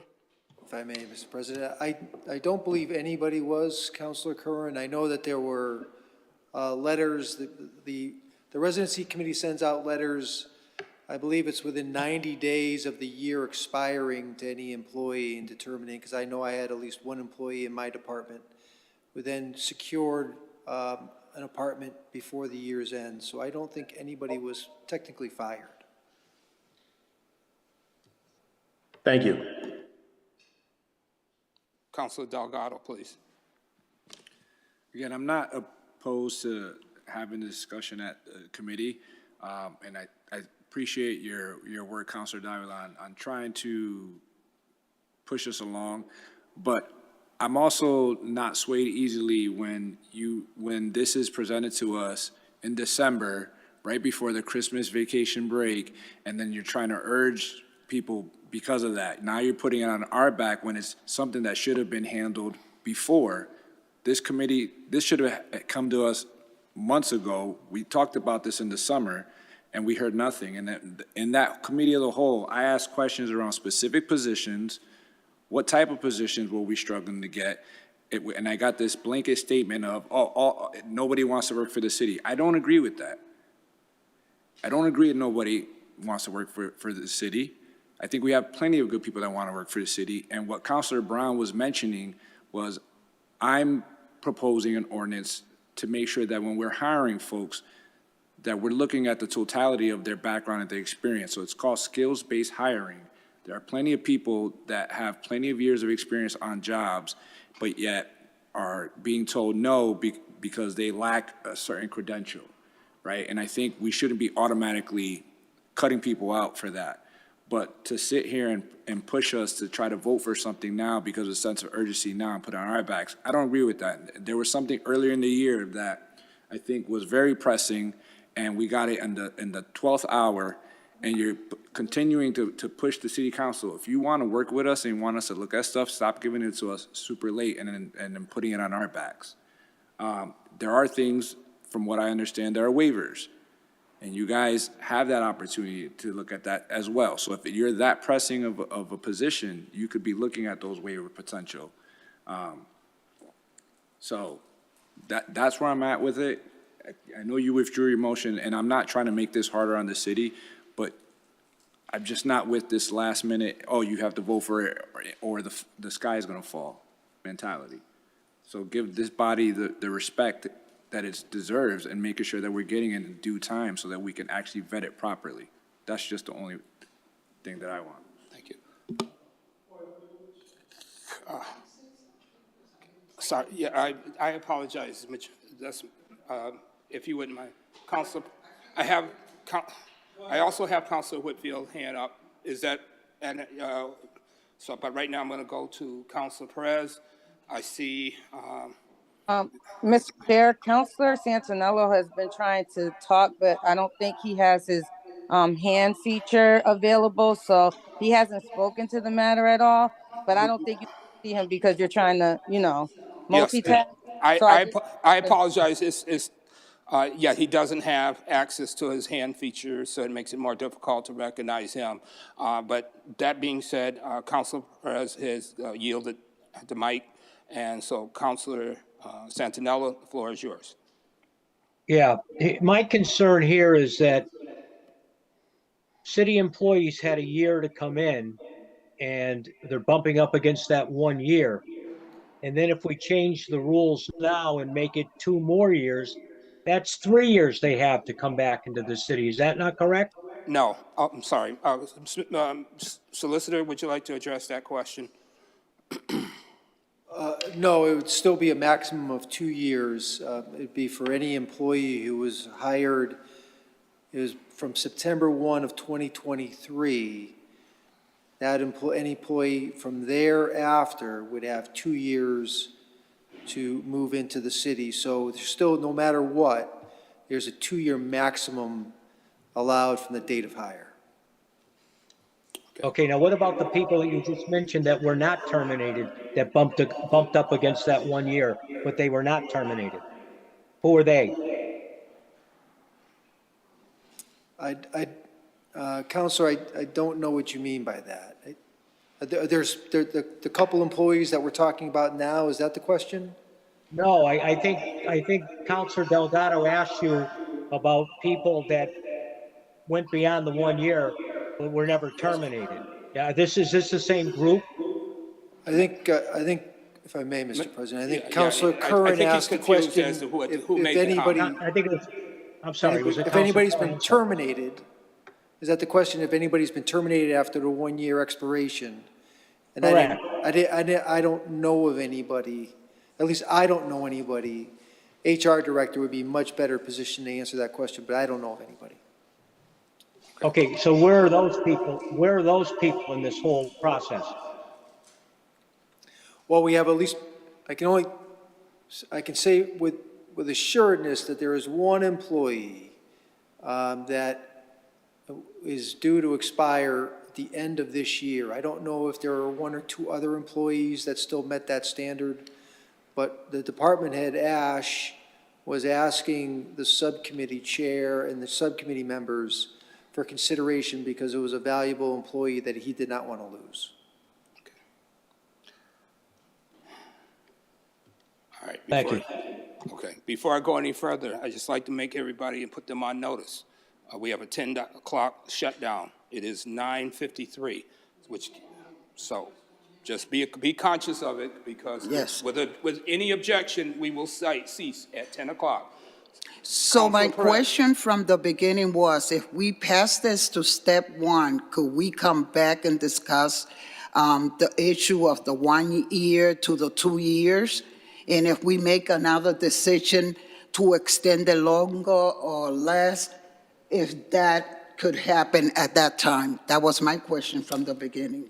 Then I have to echo what my colleague Delgado is saying. I don't want to sing out there that I don't care about the employees that are at risk right now.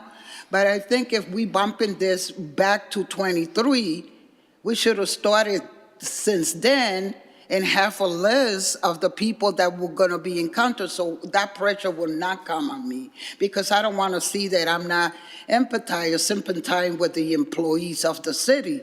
It's the procedure itself that I am advocating, because I had a whole other questions that I wanted to answer. So if that's the condition, I don't have no problem taking it to step 1 with the condition that we could look at the time of expires of employees of the city. Thank you. I'm going to Councilor Whitfield if that hand is accurately up. It's accurate. I'm sorry. Okay, I know I only have a couple minutes. Everybody's been put on notice in terms of the time, so Yes, Councilor the time, Whitfield, yes. the floor is yours. Okay. So I agree with Councilor Delgado. I'm not rushing it. I don't know enough. I worked in the city and I never seen anybody get terminated for a residency requirement. I seen a whole bunch of other things, but residency was not one of them. If one is about to get terminated by the end of the year, then shouldn't many more? Because I'm sure there's a bunch of others that have not met their residency requirement. And so do we have to go hunting for all of them? It just feels really rushed to me. The times that the meetings are being held for me have not been at a time where I can make it. I don't think if you have one this week, I will make it again because my calendar is completely full before Christmas vacation. And I do have a full-time job that I'm like, got to make a lot of tough decisions. So right now, because we didn't send it to committee, I'm not going to vote for this to go to first step for those reasons. And I'm hoping that we will consider bringing these situations to us a lot earlier, because did we just find out yesterday or 3 weeks ago that this was happening? This is something that we should have worked on before consideration of this particular employee. And I do sympathize with the employee also, but because it's this particular employee, we're now considering it. I think this should have been of consideration before. But even if I believed in it or if I knew enough, I could pass it to first step, but I just really, really don't know enough. And I apologize for not doing my due diligence on it. I have Counselor Govan, followed by Counselor Davila. And we're at the I call the question. Motion's been made and second to call the question. Madam Clerk, would you like to call the roll? On the motion to call the question, Counselor Walsh. Undecided. Option. Counselor Allen? Counselor Allen? Yes. Counselor Delgado? Yes. Yes. Counselor Click Bruce absent. Counselor Govan? Yes. Yes. Counselor Brown? Yes. Yes. Counselor Curran? No. No. Counselor Santinello? Yes. Yes. Counselor Fenton absent. Counselor Whitfield? No. No. Counselor Perez? Did you call? Yes. Did she call Counselor Davila? I didn't call, so I'm sorry. Counselor Davila? Point of information, we're voting on to move the question, correct? Yes. No. And you got Kern, Santinello. Counselor Davila is a no. Counselor Curran is a no. Counselor Santinello? No.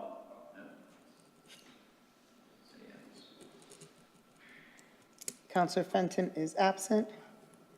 Counselor Whitfield is a no. Counselor Perez? The question? Is a Yes. Yes. Counselor Edwards? No. Madam Clerk?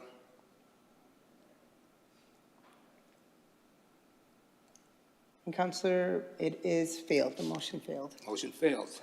Counselor Davila? Thank you, Mr. President.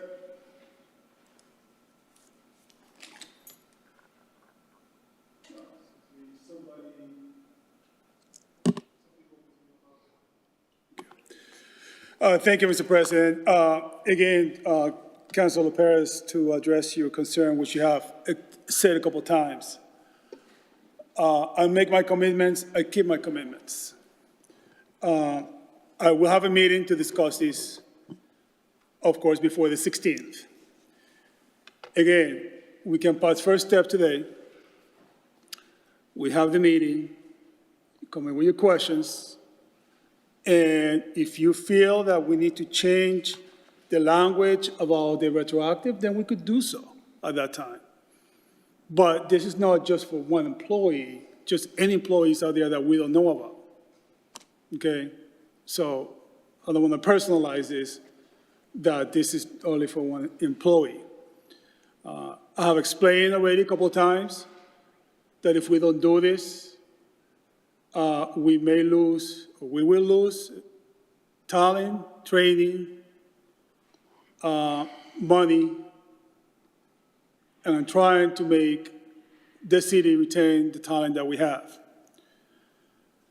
Also, we all know that the housing market out there is tough. Some people think that 1 year is an appropriate time to buy, rent an apartment. I can tell you, when I was looking for my house, it took me about a year and a half to do it right. To do it right. It took me about a year and a half. It's a big decision. And I hate to say this, but my name was mentioned. I believe it was by Councilor Delgado. And Councilor Delgado, I am hoping that I misunderstood you, sir. But I think the words that you used were, yeah, we're coming up to 9:53. No, you're there. You're past. Oh. You are there. I'm not trying to put anything in anybody's back. Yes, I was just trying to be courteous, allow him to finish his. May I, since I started, yeah, put anything on his back.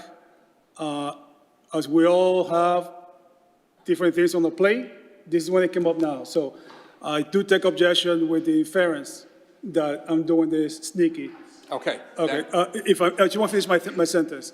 If that wasn't the intention, then so be it, but that's how I took it. And so I understand that, but Councilor thank you. Zabel, please. Thank you. No, Please, yeah, it is, she's right. I'm trying to finish my statement. Let's pass first step on this, and thank you, everybody. Okay. Thank you. We are Mr. past 10 President? o'clock. There's a hard shut off. If there are no objections, I will, I believe that we can extend it for an appropriate 5, 10. Mr. President? But I'd like- it has, without objection. Is there any- Object, meeting is ended. What is the procedures, Madam Clerk, for, does it just, it gets continued? This item will be continued to the next meeting. This meeting is now adjourned. And my apologies, I guess I should have mentioned, I guess it's over. Next meeting is Monday, December 16th. Thank you, everybody, for your patience and with me as well, and your attendance. Actually, it got better toward the end. I got to